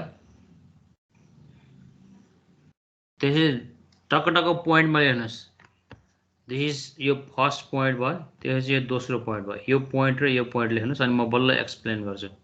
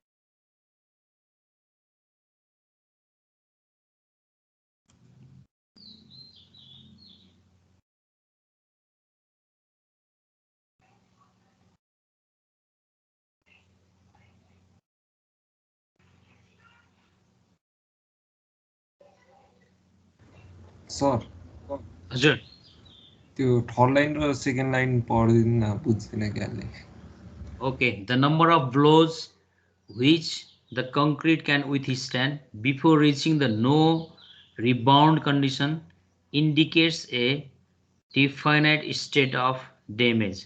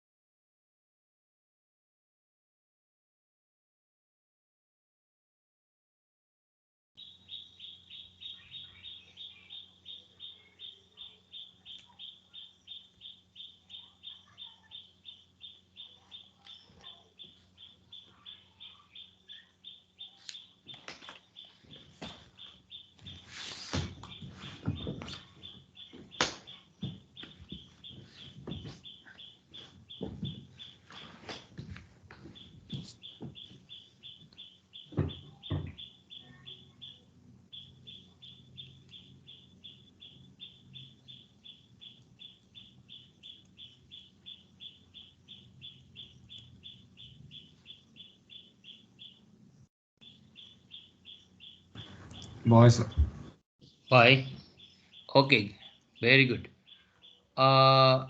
सबभन्दा पहिला हामीले के बुझ्नु पर्यो भने वाट इज इम्प्याक्ट स्ट्रेन्थ भन्ने हिसाबमा चाहिँ यो अलिकति अलि रिसर्च मोटिभ र नेवेलीले लेखेको भन्नेपछि अलिकति गाह्रै हुन्छ तपाईँलाई ठ्याक्क पहिलोचोटि उ गर्नलाई होइन अब म चाहिँ तपाईँलाई सबैभन्दा पहिला कहाँबाट सुरु गर्छु त भन्दाखेरि इम्प्याक्टको सिम्पल डिफिनेसन चाहिँ तपाईँले यसरी हेर्न सकिहाल्नुहुन्छ होइन अब बेसिकल्ली इम्प्याक्ट स्ट्रेन्थ भन्दा तपाईँले के बुझ्नुहुन्छ भन्दाखेरि the impact strength of the material कुनै पनि कङ्क्रिट स्टिल अथवा जे भन्नुहोस् होइन त्यो भन्नासाथ तपाईँले it has the capacity to resist the sudden applied load or force भन्ने कुरा हो होइन the material which has the sufficient capacity to withstand the sudden applied load अनि तपाईले के भन्नुभयो त भन्दाखेरि त्यो मेटेरियलको इम्प्याक्ट स्ट्रेन्थ राम्रो छ भनेर भन्नुहुन्छ नर्मल्ली हामीलाई किन इम्प्याक्ट स्ट्रेन्थ चाहियो त भन्दा के अरे नर्मल्ली हामी किन इम्प्याक्ट स्ट्रेन्थको कुरा गर्छ फेरि इनर्जीसँग नि ल्यायो नि हामीले होइन नर्मल्ली हामीले कस्तो भने कुनै पनि कङ्क्रिट अथवा मेटेरियलमा चाहिँ मेकानिकल इनर्जी एब्जर्ब हुनु भनेको अल्टिमेटली त्यसले चाहिँ डिफर्मेसन डेभलप गर्छ त्यो तपाईँको अप्लाइड इम्प्याक्ट लोडिङमा होइन अनि डिफर्मेसन के अरे डेभलप गर्ने भएको हुनाले त्यो इनर्जी तपाईँले लस्ट गरेको गरेन, त्यो इनर्जीलाई एब्जर्भ गर्नुको ठाउँमा तपाईँले lost per unit thickness of your concrete गर्नुभयो कि गर्नु भएन। यदि त्यो गर्नुभयो भने तपाईँले के भन्छ भन्दा इम्प्याक्ट स्ट्रेन्थ राम्रो छ भन्नुहुन्छ, नत्र भने चाहिँ इम्प्याक्ट स्ट्रेन्थ के अरे लस्ट हुँदै गयो भनेको।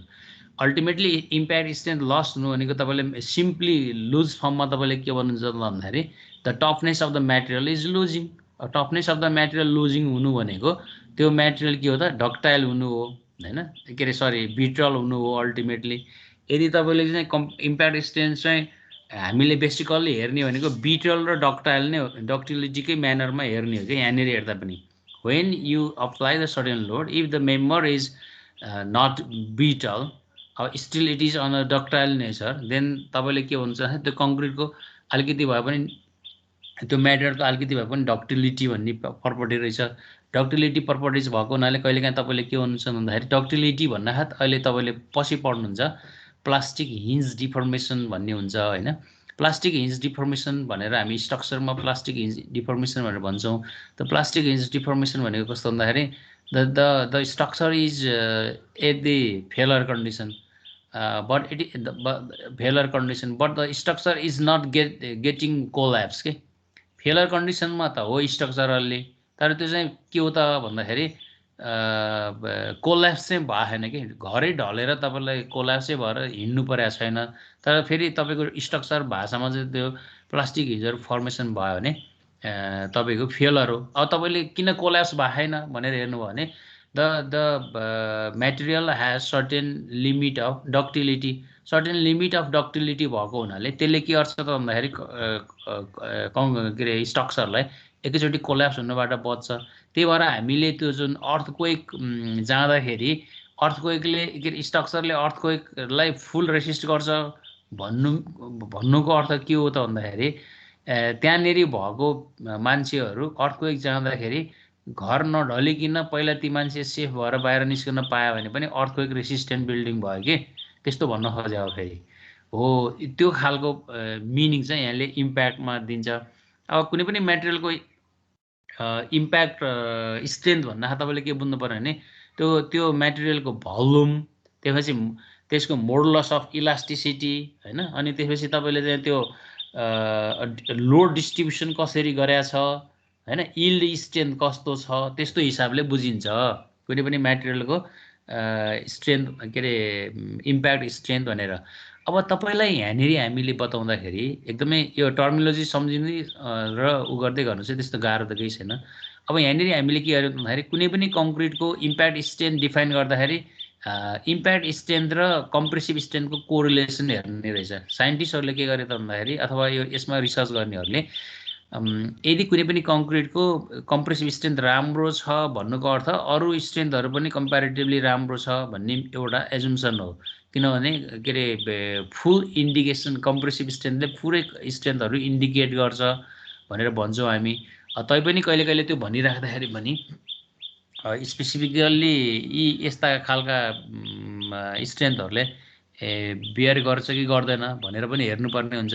जस्तो टेन्साइल स्ट्रेन्थ तपाईँलाई चाहियो, टेन्साइल स्ट्रेन्थ कङ्क्रिटले देखाएन, तर मिनिमम टेन्साइल स्ट्रेन्थ त हुनुपर्दो रहेछ कङ्क्रिटको पनि, मिनिमम इम्प्याक्ट स्ट्रेन्थ त हुनुपर्दो रहेछ, मिनिमम एब्रेसिभ स्ट्रेन्थ त हुनुपर्दो रहेछ, मिनिमम फ्याटिक स्ट्रेन्थ त हुनुपर्दो रहेछ। अब त्यो कसरी एनालाइसिस गर्ने त नि, how do we assess that the corresponding impact strength, compressive के अरे fatigue strength and abrasive strength is better enough for the design consideration भनेर कसरी भन्ने भन्दाखेरि कम्प्रेसिभ स्ट्रेन्थ र यसको रिलेसन हेर्ने। हामीले टेस्ट गर्दाखेरि चाहिँ यसको पनि के गर्दो रहेछ भन्दाखेरि कम्प्रेसिभ स्ट्रेन्थको ऊ चाहिँ बनाउँदो रहेछौँ, कम्प्रेसिभ स्ट्रेन्थकै तरिकाले एनालाइसिस गर्दो रहेछौँ। एनालाइसिस गर्दाखेरि तपाईँले के बनाउनुहुन्छ भन्दाखेरि पहिला चाहिँ इम्प्याक्ट टेस्टको लागि क्युबहरू बनाउनुहुन्छ होइन, त्यही तपाईँले गरे जस्तै क्युबहरू तर तपाईँको कस्तो नि मोडुलस अफ रप्चर निकाल्ने तरिकाको क्युब हुन्छ। मोडुलस अफ रप्चर निकाल्ने तरिकाको क्युब हुन्छ भनेको के हो, बिम कास्ट गर्नुहुन्छ क्या तपाईँले, बिममा अब पछि तपाईँले टेस्ट भन्ने ठाउँमा पढ्नुहुन्छ रप्चर पढ्नलाई, अहिले छोडिदिउँ होइन। जस अहिले सिम्पली के भनौँ भन्दाखेरि तपाईँले चाहिँ क्युब बनाउनुहुन्छ अथवा स्पेसिमेन बनाउनुहुन्छ। अनि त्यो स्पेसिमेन बनाइसकेपछि अनि तपाईँले के गर्नुहुन्छ त भन्दाखेरि त्यो टेस्ट गर्नुहुन्छ अनि टेस्ट गरेपछि तपाईँले चाहिँ इम्प्याक्ट स्ट्रेन्थ र कम्प्रेसिभ स्ट्रेन्थ चाहिँ तिनीहरू दुईटाको इम्प्याक्ट स्ट्रेन्थ र कम्प्रेसिभ स्ट्रेन्थ चाहिँ कसरी कोरिलेटेड गरेर हेर्नुहुन्छ अनि के कारणले गर्दाखेरि त्यो दुईटा भ्यालुहरू डिफ्रेन्ट हुँदो रहेछ भनेर हेर्नुहुन्छ अनि हेर्दाखेरि अब साइन्टिस्टहरूले विभिन्न खालको इन्फर्मेसनहरू थाहा पाएको छन् अब जस्तो अहिले मैले भने नि त मैले त त्यो यो तपाईँलाई ब्याकग्राउन्डमा भनेको थिइनँ के अरे नेभेलीले पनि त्यो एक्सप्रेसन त त्यहाँनिर दिएकै छन् तर त्यो भन्दा पनि माथि के हो त भन्दाखेरि इम्प्याक्ट स्ट्रेन्थ र कम्प्रेसिभ स्ट्रेन्थको चाहिँ रिलेसन भ्यारी चाहिँ एउटा चाहिँ सेभ र सर्फेस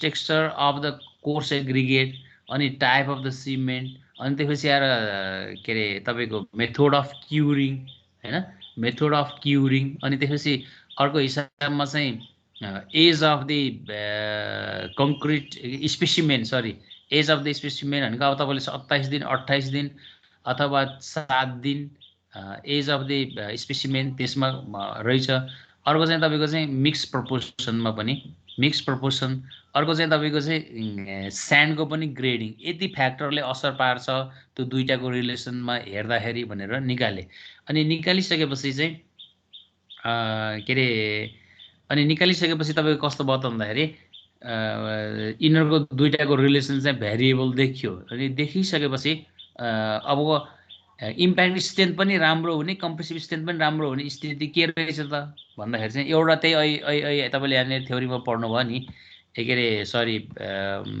यो ग्राफमा यहाँनिर हेर्नुभयो नि अब यसले देखाउन खोजेको कुरा चाहिँ त्यही हो त नि angular gravel round impact strength compressive strength depends upon the type of the coarse aggregate होइन कोर्स एग्रिगेट इम्प्याक्ट स्ट्रेन्थ चाहिँ ग्रेटर चाहिँ एङ्गुलर सर्फेसेसमा हुँदो रहेछ त्यहाँ राउन्डमा भन्दा भन्ने खालको तरिकाले तपाईँले हेर्नुभयो यहाँनिर है यो सेपको हिसाबमा यसरी दिएको हो यो कुराहरू हो अब तपाईँले के अरे अब यहाँ number of blow to reach the no rebound and rebound condition भन्ने कुराहरू थाहा पाउनुहोस् है एउटा चाहिँ नो रिबाउन्ड कन्डिसन भनेको के रहेछ हैन अनि एउटा चाहिँ रिबाउन्ड कन्डिसन भनेको के रहेछ नो रिबाउन्ड कन्डिसन र रिबाउन्ड कन्डिसन भनेको के रहेछ यो चाहिँ फेरि तपाईँले चाहिँ यो पनि अगाडि नै पढिसक्नु भयो यो टर्मिनोलोजी पनि स्ट्रेन्थ अफ मेटेरियलमा यो टर्मिनोलोजी तपाईँले सुन्नुभयो कि सुन्नुहुन्न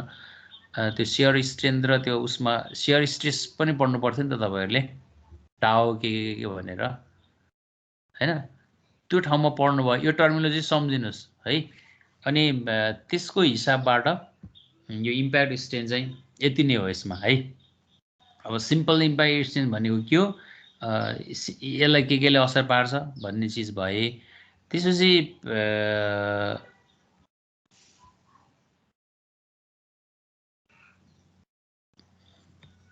है ल अब अर्को यसमा चाहिँ अब effect of porosity water cement ratio and aggregate size भन्ने छ हैन यो त हामीले पहिला नै धेरैचोटि इन्फर्मेसन गरि नै सक्यौँ जस्तो अब पोरोसिटी बढ्यो भने तपाईँ के भयो स्ट्रेन्थ घट्ने भयो अब पोरोसिटी बढ्यो भने पर्मेबिलिटी पनि बढ्ने भयो है अब पर्मेबिलिटी बढिसकेपछि अब स्ट्रेन्थ पनि घट्ने भयो अल्टिमेटली यो खालको इन्फर्मेसन यहाँनिर हुन्छ पोरोसिटीको अनि वाटर सिमेन्ट रेसियो के अरे degree of hydration air content alkali यिनीहरूले पनि के अरे कङ्क्रिटको पोरोसिटीलाई असर पार्छ हैन अब तपाईँले चाहिँ यदि कङ्क्रिट ड्युरेबल हुनु पर्यो भने के हुनु पर्यो त भन्दाखेरि पोरोसिटी चाहिँ कम हुनु पर्यो जहाँ पोरोसिटी कम हुन छ तपाईँ के हुन्छ त भन्दाखेरि पर्मेबिलिटीलाई रिड्युस गर्छ यो कुराहरू भयो अब यहाँनिर effect of large size of the aggregate यो चाहिँ हामीले अस्ति पनि यो कुराहरू त राखि नै सकेका छौँ होइन यहाँ पनि यसलाई राखिदिएको हिसाबले सिम्पली इन्फर्मेसन तपाईँले बुझ्नु पर्यो अब कहिलेकाहीँ तपाईँको कसरी large size of the aggregate भयो भने low surface area for a particular volume अनि अल्टिमेटली बोन्डिङ चाहिँ लो हुन्छ अनि लो स्ट्रेन्थ हुन्छ bigger size of the aggregate भयो भने तपाईको चाहिँ के हुन्छ त भन्दाखेरि तिनीहरूको जुन हेक्ट्रोजिनेरिटी छ नि त्यसलाई होमोजिनियस बनाउनको लागि कमजोर के अरे अलि गाह्रो हुन्छ। त्यसले गर्दा सेग्रिगेसनहरू हुने सम्भावनाहरू हुन्छ bigger size of the aggregate भयो भने। अनि तिनीहरूले चाहिँ non uniform loading area develop गर्नु। नन युनिफर्म लोडिङ एरिया भनेको तपाईँले सम्झिहाल्नु भने कुनै साइज ठुलो छ कुनै चाहिँ सानो छ भने ठुलोमा केही टाइमसम्म लोड लिइरह्यो भने त्यसले पहिला सर्टेन लेभलसँग त्यसले लिनु पऱ्यो अनि अर्को जोनले लिनु पऱ्यो। त्यसले त्यस्तो खालको कन्डिसनहरू आयो भने त्यहाँनिर पनि डिफ्रेन्सियल सेटलमेन्टहरू हुने सम्भावनाहरू हुन्छ कङ्क्रिटभित्रै पनि होइन। त्यो कारणले पनि एउटा अर्को अवस्था। अर्को चाहिँ अब लार्ज भनेको अब सेग्रिगेसन र ब्लिडिङको कुरा त आइ नै हाल्यो। अनि कहिलेकाहीँ large size of the aggregate भयो भने तपाईँको ट्रान्जिसन जोनहरू पनि डेभलप गर्छ र जसले गर्दाखेरि कङ्क्रिट विकेन्ड हुन्छ। यी चिजहरू यसमा पर्छन्। ल अब यो पछि आज के बार? आज सोमबार। ओके सोमबार त नो प्रब्लम आफ्नै बार हो। ल अब तपाईँले एउटा के हेर्नु पर्यो त भन्दाखेरि अर्को एउटा स्ट्रेन्थ भन्ने खालको टर्मिनोलोजीमा चाहिँ रेसिस्टेन्ट टु द एब्रेसन भन्ने टपिक्स लेख्नुहोस् त। अब साइज अफ द त्यो चाहिँ तपाईँले पढ्नु भएको थियो। रेसिस्टेन्ट टु एब्रेसन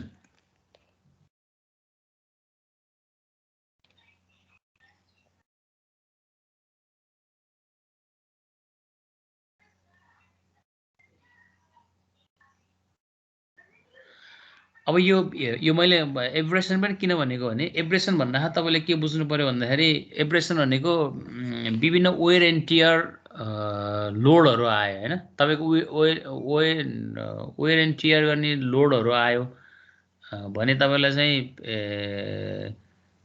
एक किसिमको कङ्क्रिटले कस्तो खालको बिहेभियर देखाउँछ भन्ने कुराहरू भयो होइन।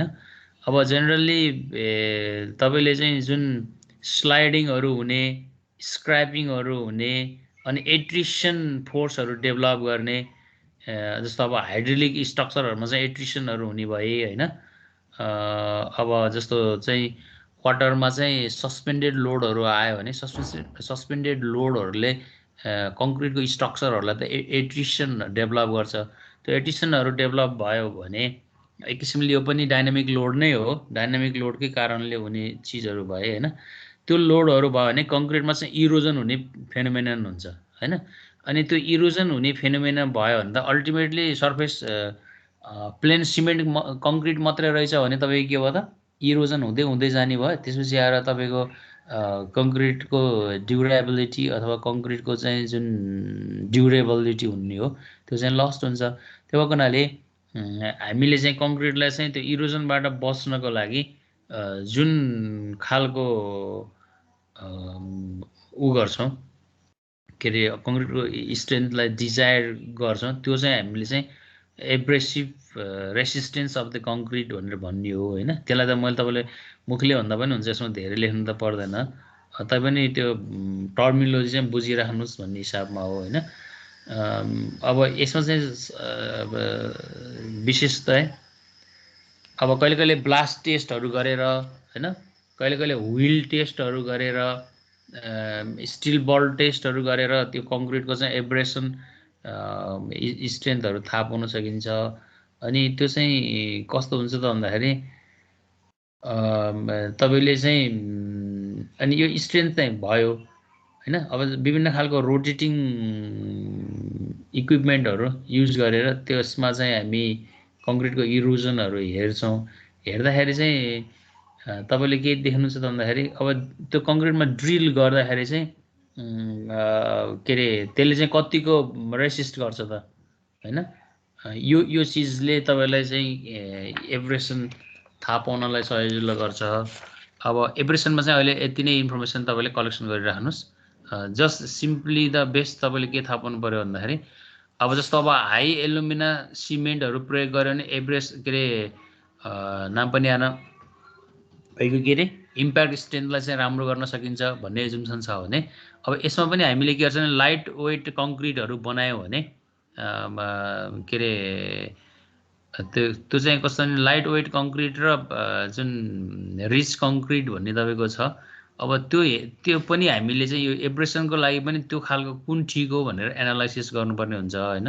अब बेसिकल्ली के अरे उसमा चाहिँ एब्रेसनको केसमा चाहिँ हामी चाहिँ यो लाइट वेट कङ्क्रिट चाहिँ अनसुइटेबल के अरे भन्छौँ वेयरको लागि चाहिँ when surface wear is important त्यतिखेर चाहिँ हामी चाहिँ के अरे लाइट वेट कङ्क्रिट चाहिँ इम्पोर्टेन्ट के अरे त्यति सुइटेबल होइन भनेर भन्छौँ होइन। किनभने त्यस्तो भयो भने त्यसले चाहिँ के गर्छ त भन्दाखेरि स्ट्रङ सर्फेस लेयर हुँदैन। स्ट्रङ सर्फेस लेयर नभएको हुनाले त्यसले चाहिँ के अरे रेसिस्ट गर्न सक्दैन एब्रेसनलाई भन्ने कुरा हो होइन। यो कुराहरू पछि तपाईँले त्यसमा थप्नुपर्ने हुन्छ, त्यति पार्ट राख्नुहोस्। भनेपछि एब्रेसनमा मैले अहिले टर्मिनोलोजी मात्रै राखिदिएँ होइन। अब सबैभन्दा अर्को एउटा इम्पोर्टेन्ट कुरा द स्ट्रेन्थ अफ द यो चाहिँ लेख्नुहोस् है। यो ठ्याक्कै एक्सप्रेसनकै जस्तो तरिकाले लेख्नुहोस्। तपाईँको चाहिँ सबैभन्दा पहिला स्पेस जेल रेसियोमा चाहिँ दुईवटा कुराहरू हुन्छ। एउटा चाहिँ स्पेस जेल रेसियोले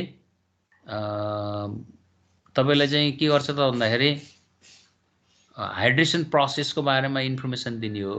हाइड्रेसन प्रोसेसको बारेमा इन्फर्मेसन दिँदाखेरि चाहिँ यसमा स्ट्रेन्थ अफ द कङ्क्रिट चाहिँ एउटा त डिग्री अफ हाइड्रेसनमा पनि डिपेन्डेन्ट हुन्छ, एउटा स्पेस जेल रेसियोमा पनि डिपेन्डेन्ट हुन्छ। अब एउटा तपाईँको एज अफ द कङ्क्रिटमा पनि डिपेन्डेन्ट हुन्छ, अर्को टेम्परेचर भ्यारिएसनमा पनि डिपेन्डेन्ट हुन्छ भनेर यसरी हामी हेऱ्यौँ। त्यो हेर्दाखेरि चाहिँ हामी बेसिकल्ली के गर्छौँ त भन्दाखेरि जेल स्पेस रेसियोले पनि यसलाई असर पार्छ भनेर भन्छौँ है त। जेल स्पेस रेसियो भनेको के हो त भन्दाखेरि यो ठ्याक्कै भोइड रेसियोको डिफिनेसन जस्तै तरिकाले gel space ratio is define is the ratio of hydrated cement to the capillary पोर।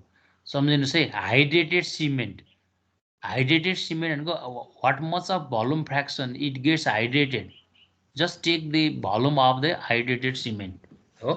अब क्यापिलरी पोरमा तपाईँले के भन्न सक्नुहुन्छ भन्दाखेरि अब क्यापिलरी पोरभित्र जेल पोर पनि हो क्यापिलरी पोर पनि भयो भने दुइटै पोरको सम गर्नु हुने भयो, दुइटै पोर भोल्युमको सम गर्ने हुने भयो। भनेपछि यो कुराहरू पहिला डिफिनेसनमा चाहिँ स्पेस जेल रेसियो भनेको hydrated cement to the capillary pore होइन। अब क्यापिलरी पोर भनेको पनि क्यापिलरी भोइड रेसियो भनिदिनुहोस् न, भोइड्सहरू के क्यापिलरी भित्रकै भोइड्सहरू हो भनेर एजुम्सन गर्नुहोस्। In another word it is the ratio of the solid products of hydration to the space available for this hydration product. यसले भन्नु खोजेको नि यो भनेको माथिकै टर्मिनोलोजीलाई फेरि अर्को अलि जेनेरिक वर्डमा लेख्यो। Volume of the hydrated cement solid product भनेको भोल्युम भयो होइन। अनि तल चाहिँ स्पेस एभाइलेबल भनेको हाइड्रेसन प्रडक्टको लागि वाटर पनि त्यहाँनिर के अरे वाटरले पनि आफ्नो स्पेस खोज्ने होला, वाटर पनि तपाईँको हुने भयो। अनि जस्तो अहिलेको जेल वाटर जति भन्नुभयो त्यो सबै तिनीहरूको चाहिँ के हुने भयो त हाइड्रेसन प्रडक्टहरू हुने भयो कि। माथि चाहिँ हाइड्रेटेड प्रडक्ट भनेको सिमेन्ट पेस्ट भयो तपाईँको लागि। सम्झिनुहोस् न हाइड्रेसनको उताको फर्मुला, त्यही मैले यो टपिक हुँइसँग पुग्छ भन्थेँ। हाइड्रेसनको फर्मुला के थियो त भन्दाखेरि एउटा सिमेन्ट जेल बन्छ, सिमेन्ट जेललाई तपाईँले हाइड्रेटेड सिमेन्ट भनिदिनुहोस्। अनि जुन क्याल्सियम हाइड्रोक्साइड अरू अक्रम बक्रम भन्छन् तिनीहरू चाहिँ तपाईँको लागि चाहिँ क्यापिलरी पोरसको लागि एउटा मिडियम बन्छ भनेर हेर्नुहोस्। त्यो चिजले पनि तपाईँले यहाँनिर बुझ्नुहुन्छ। अब यहाँ porosity of the concrete gel space रेसियोको डिफिनेसन त्यो भयो। A porosity of the concrete which governs the strength of the concrete is affected by the gel space ratio in the concrete. A porosity of the concrete भनेकै space jail रेसियोले नै define गर्छ र त्यो space gel ratio को definition अनुसार पनि तपाईँको के हुन्छ त भन्दाखेरि स्ट्रेन्थलाई त्यसले असर पार्छ। अनि साइन्टिस्टहरूले पावर्स एक्सपेरिमेन्टले यो एक्सपेरिमेन्ट पावर्सले गरे र त्यो पावर्सले एक्सपेरिमेन्ट गर्दाखेरि साइन्टिस्टहरूले यो इम्पेरिकल फर्मुला पत्ता लगाए। अब यसमा के भने वाटर सिमेन्ट रेसियो बढाउनु भयो भने पोरोसिटी पनि बढ्छ, पोरोसिटी बढ्न तपाईको जेल स्पेस भनेको ट्याक्कै जेल स्पेस भनेको त बुझ्नुहुन्छ जेल मात्रै फर्मेसन हुने जेल मात्रै बन्दाखेरिको कन्डिसन भयो एच भन्दा पनि स्पेस पनि छ नि हजुर जेल स्पेस त्यो स्पेस घट्छ त्यो घटिसकेपछि स्ट्रेन्थ पनि घट्छ यो स्ट्रेन्थ र जेल स्पेस रेसियोको रिलेसन के छ त भन्दाखेरि डाइरेक्टली प्रोपोर्सनल जस्तो छ घट्यो भने घट्ने बढ्यो भने बढ्ने अब यहाँ हेर्नुहोस् त दिस इज यो जेल स्पेस रेसियो हैन दिस इज यो कम्प्रेसिभ स्ट्रेन्थ यो चाहिँ इम्पेरिकल फर्मुला चाहिँ 240 एक्स क्युब भन्ने छ हैन यो पावर्सले डिफाइन गरेको हो अब त्यसलाई चाहिँ जेल स्पेस रेसियो पनि how you are making the मिक्सको हिसाबले पनि फरक पर्छ हैन अब एउटै रेन्जमा बनाएको मिक्स अथवा डिफ्रेन्ट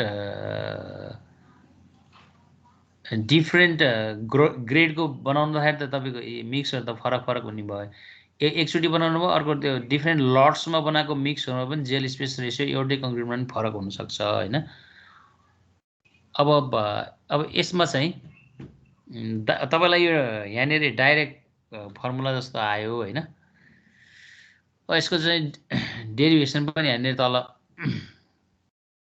एकैचोटि न्युमेरिकल आयो है डेरिभेसन यहाँनिर छैन डेरिभेसन चाहिँ तपाईँलाई म अर्को क्लासमा बताउँला अब जेल स्पेस रेसियो चाहिँ एउटा एजुम्सन गरिन्छ क्या त्यहाँ पहिला होइन सिमेन्ट चाहिँ प्योर के अरे हाइड्रेटेड प्रडक्टहरू प्योर हुन्छ र एक के अरे हाइड्रेसन हुँदाखेरि यसले कति भल्युम अकुपाई गर्छ भन्ने चिजहरू पनि तपाईँको एजुम्सन गरिन्छ त्यसको आधारबाट तपाईँको यहाँनिर यो एक्सप्रेसन आएको हो भनेर सम्झिनुहोस् अहिले यो एक्सप्रेसन भनेको त्यहाँबाट आएको तपाईँलाई म अर्कोचोटि प्रुफ गरौँला यो एक्सप्रेसनलाई होइन यो कहिले फेरि प्रुभै गर्न आयो भने बुझ्नु नि पऱ्यो नि त यहाँ त एकैचोटि हो यो यहाँनिर हेर्नुहोस् त जेल स्पेस रेसियो एक्स भनेको 0.657 alpha into c into alpha divide by यो 0.19 सी इन्टु अल्फा प्लस डब्लु छ अब यो भनेको के भन्दाखेरि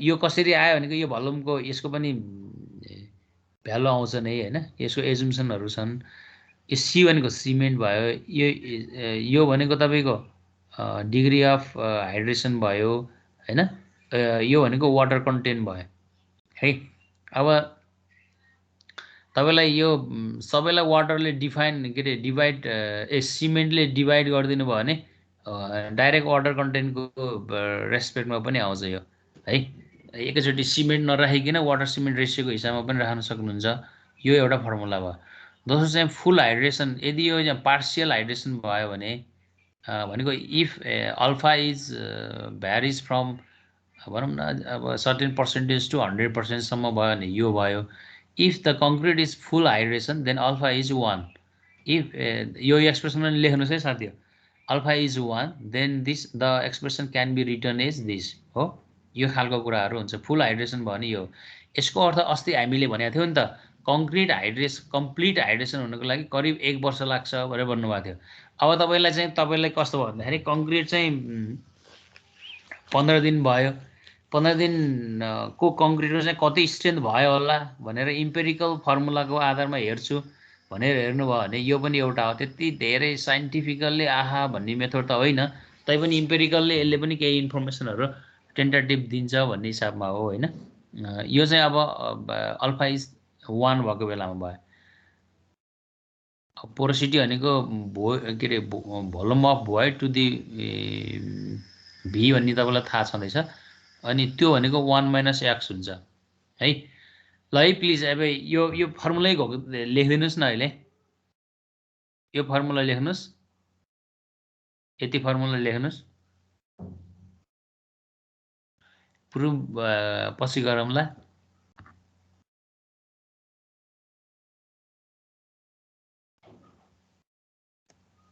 ल यो न्युमेरिकल लेख्नुहोस् अनि माथिको फर्मुला प्रयोग गरेर त्यो न्युमेरिकल निकाल्नुहोस्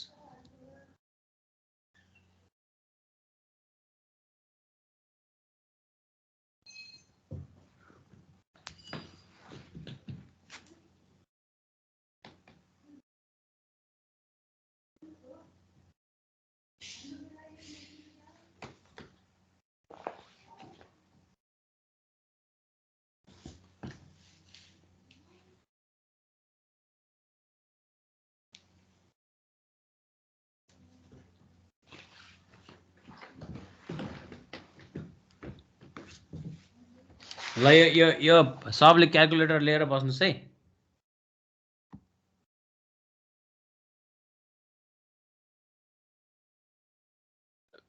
चौबिस जना हुनुहुँदैछ।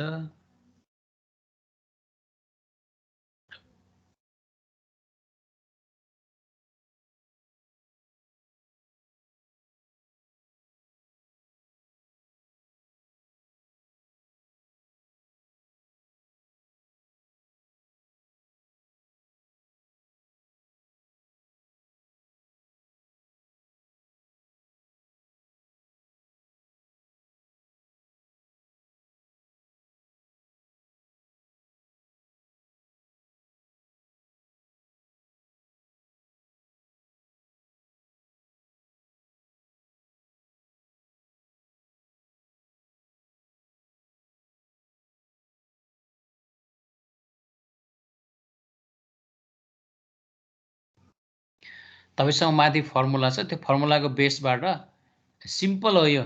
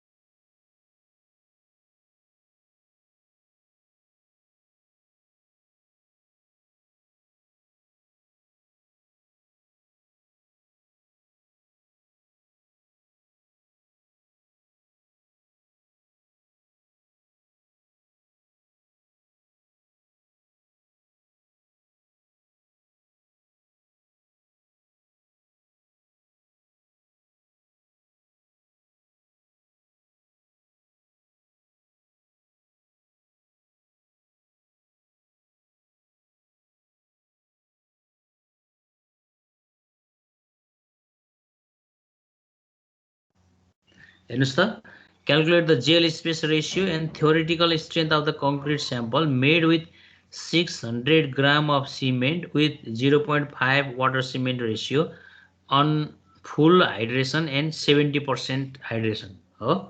अब तपाईको कस्तो छ त भन्दाखेरि ल सबैभन्दा पहिला सल्युसन भनेर लेख्नुस् त। यहाँ सबभन्दा पहिला के छ त, स्याम्पल सिमेन्टको भ्यालु दियो। यसको मिनिङ बुझ्नुस् पहिला। भन्न खोजेको कङ्क्रिट बनाउनु भयो, यति सिमेन्ट युज गरेर, अब भोलि धेरै पनि आफ्नो ठाउँमा गर्नु होला हैन, त्यति सिमेन्ट युज गरेर बनाउनु भयो। 70% चाहिँ अब कति महिनामा 70% हाइड्रेसन हुन्छ भने तपाईको थ्योरिटिकली त छ नि त त्यहाँ। जस्तो अब 3 महिनामा हुन्छ कि 2 महिनामा हुन्छ कि 35 दिनमा हुन्छ कि एउटा केही होला त्यहाँ। एउटा त्यसको त्यो साइन्टिफिक रिसर्चको बेसिसबाट पनि एउटा इम्पेरिकल इन्फर्मेसनहरू छ। अब 70% चाहिँ मान्दिनुस् कुनै सर्टेन एज पछि डेभलप भयो भने अब त्यसको थ्योरिटिकल स्ट्रेन्थ कति हो भनेर हेर्न खोजेको। त्यसको लागि तपाईले के गर्ने त भन्दाखेरि सरी सबभन्दा पहिला तपाईले के गर्नुहुन्छ त भन्दाखेरि सी भनेको तपाईको लागि कति भयो त त्यहाँ, मैसँग आउनुस् न। 600 ग्राम भयो सी भनेको हो। सी भनेको त्यति भयो। वाटर सिमेन्ट रेसियो तपाईलाई के देख 0.5 देछ। अनि वाटर कति भयो त 0.5 × 600, त्यति चाहिँ वाटर भयो। ठीक छ। अनि अल्फा बराबर 0.7 भयो। अब यो भ्यालु यहाँ ल राख्नुस् त, यहाँ ल राख्नु त सबैले। 0.675 सी को भ्यालु छ, अल्फा छँदैछ, यो छ वाटर छँदैछ। भनेपछि त्यो सी को भ्यालु तपाईलाई के को लागि दिएको रहेछ त, यहाँको वाटर निकाल्नको लागि। यदि तपाईले C को भ्यालु दिएन भने पनि तपाईले अल्फा मात्रै दियो भने पनि निकाल्न सकिन्छ है फेरि यदि त्यो अहिलेको एक्सप्रेसनमा सी कमन के अरे सी कमन लिएर क्यान्सल गरिदिनुस् त तपाईको त्यो सी पनि चाहिँदैन त्यहाँ है त्यसपछि तपाईले के गर्नु हो त उ निकाल्नु भयो x निकाल्नु भयो x 0.8 आयो भने fc भनेको कति भयो त 240 इन्टु x किप भयो 240 इन्टु x किप गर्दाखेरि चाहिँ 240 लाई चाहिँ 0.8 ले किप गर्नुस् त कति आयो भ्यालु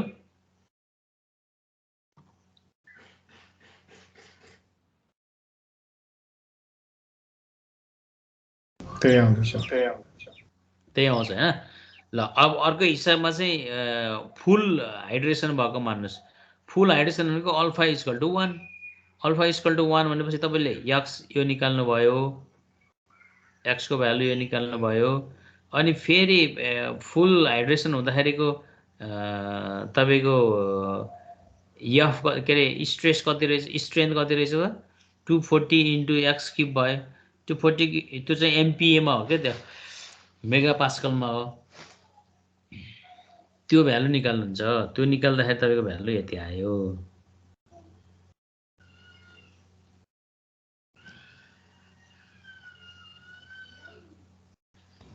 एउटा हजुर 123 आउँछ सर मिल्यो त्यो पछाडीको पार्सियलले अगाडि यो अगाडि यो के रे यो पार्सियल नि त्यो फुल हाइड्रेसन हो यो पार्सियल लिएको ह ओके ठीक छ गुड्स एउटा 1 मिटर 1 सेन्टिमिटर क्यूब हाइड्रेसन हुँदाखेरि यति चाहिँ आफ्टर हाइड्रेसन यति चाहिँ बिफोर हाइड्रेसनको भोल्युम भयो भने आफ्टर हाइड्रेसनको भोल्युम चाहिँ कति प्रोपोर्सन चाहिँ कति रहेछ 1 point समथिङ को 2 point समथिङ को प्रोपोर्सनमा बढ्दो रहेछ भोल्युम चाहिँ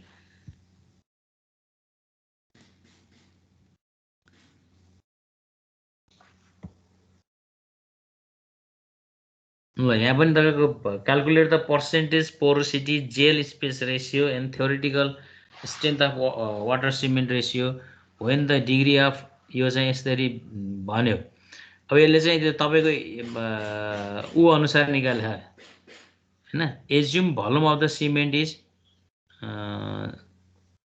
100 centimetre cube total volume of the cement paste भनेको हेर्नु त हेर्ने भोल्युम यो VW VC प्लस VW यो के तरिकाले निकाल्न थाले त भन्दाखेरि त्यो तपाईले सोइलमा पढ्नु भएको थियो त्यस्तै नेचरमा अब यहाँनेरि के भयो त भन्दाखेरि total volume of the cement paste भनेको भोल्युम अफ द सिमेन्ट पनि हो भोल्युम अफ द वाटर पनि हो सिमेन्ट पेस्ट भनेको हैन त volume of cement to the volume of water volume of cement चाहिँ यति माने छ यति छ भने छ यो लेख्नुभयो अब भोल्युम अफ वाटर भनेको के छ त भन्दाखेरि वाटर सिमेन्ट रेशियो अनि तपाईको भोल्युम अफ सिमेन्ट अनि तपाईको के specific gravity of the cement यो त हो नै हैन वास्तवमा यहाँ निकाल्न खोजेको के हो भोल्युम अफ वाटरमा मास अफ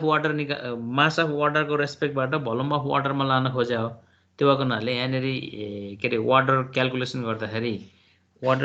गर्दाखेरि यो चीज भयो यो चीजको हिसाबले लिएर आउनु भयो यो अनि जब सिमेन्टै तपाईले लिएर आउनु भयो त्यसकै स्पेसिफिक ग्राभिटी लिनु पर्यो फेरि अनि यो 0.55 तपाईलाई दिएछ भोल्युम अफ सिमेन्ट तपाईले मान्नु भछ यो 100 हैन भोल्युम अफ सिमेन्ट इन्टु यो specific gravity of the cement यसरी total volume of cement paste आए है यो तरिकाले निकाल्न सकिन्छ अनि अर्को चाहिँ volume of hydrated product volume of hydrated product भनेको के हो त भन्दाखेरि के रे 1 सेन्टिमिटर क्यूब को लियो भने तपाईले के गर्नुहुन्छ त 1 सेन्टिमिटर को क्यूब को लियो भने यति हुन्छ भनेर एज्युम गर्नु हो 2.06 यो चाहिँ फेरि हो नै 2.06 हुन्छ भने के रे हाइड्रेटेड प्रोडक्ट को बिफोर हाइड्रेसन र आफ्टर हाइड्रेसन को भोल्युम यसरी चेन्ज हुन्छ भने यो भयो हैन त्यसपछि यो चाहिँ भोल्युम अफ सिमेन्ट त छँदै छ अनि यो डिग्री अफ हाइड्रेसन कति भयो त नि त्यसको डिग्री अफ हाइड्रेसन भन्दाखेरि 0.8 भएको हुनाले यो चाहिँ हाइड्रेटेड प्रडक्ट निस्कनको लागि के भयो डिग्री अफ हाइड्रेसनले पनि गभर्न गर्ने भयो नि त। त्यो अब 100% निक्ल्यो भने तपाईँले चाहिँ त्यहाँनेरि अरू भोइडहरू छैन के अरे पोरसहरू छैन भन्नु होला।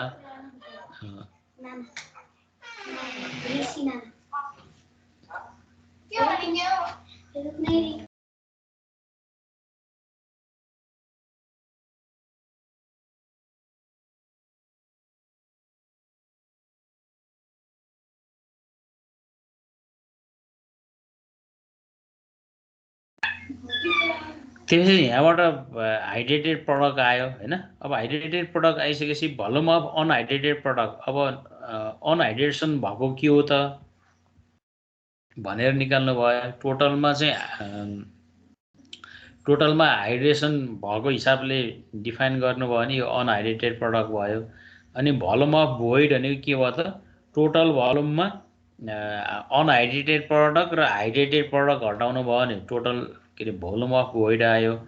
अनि त्यसपछि पर्सेन्टेज अफ पोरोसिटी भनेको volume of void to the total volume यसरी पनि निकालिन्छ। अर्को यसको अर्को ऊ पनि छ नि त के अरे इम्पेरिकल फर्मुला पनि छ यो के अरे नेबेलीकोबाट हैन। इम्पेरिकल फर्मुलाहरू नगरिकन यो तपाईँले सोइलसँग पढेको हिसाबले यो सिम्पल पनि छ। अनि जेल स्पेस रेसियोको एक्सप्रेसन 1 - p भइहाल्यो यसरी निकाल्नु भयो। अनि त्यो जेल स्पेस रेसियो निकालेपछि थ्योरेटिकल स्ट्रेन्थ यो भयो।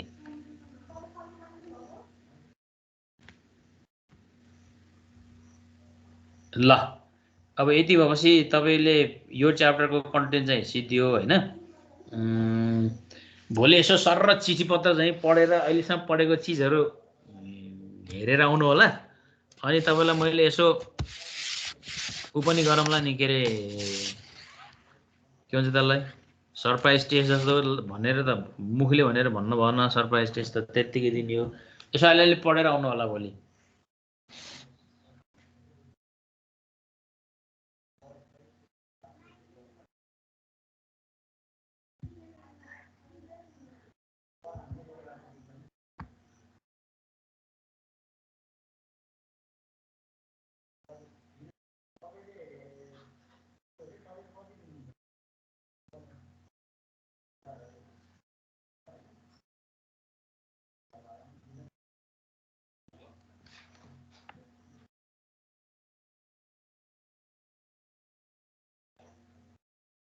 हजुर ल bye bye have a good day.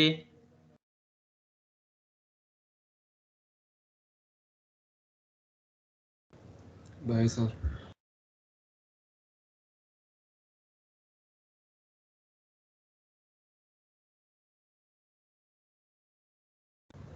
Raju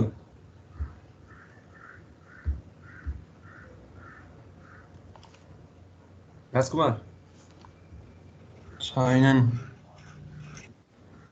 कोही देखाएर के अरे के गर्ने रिपोर्ट बनाउने हो कि प्रेजेन्टेसन दिने हो कि त्यो फाइनल गर्नु पर्यो नि।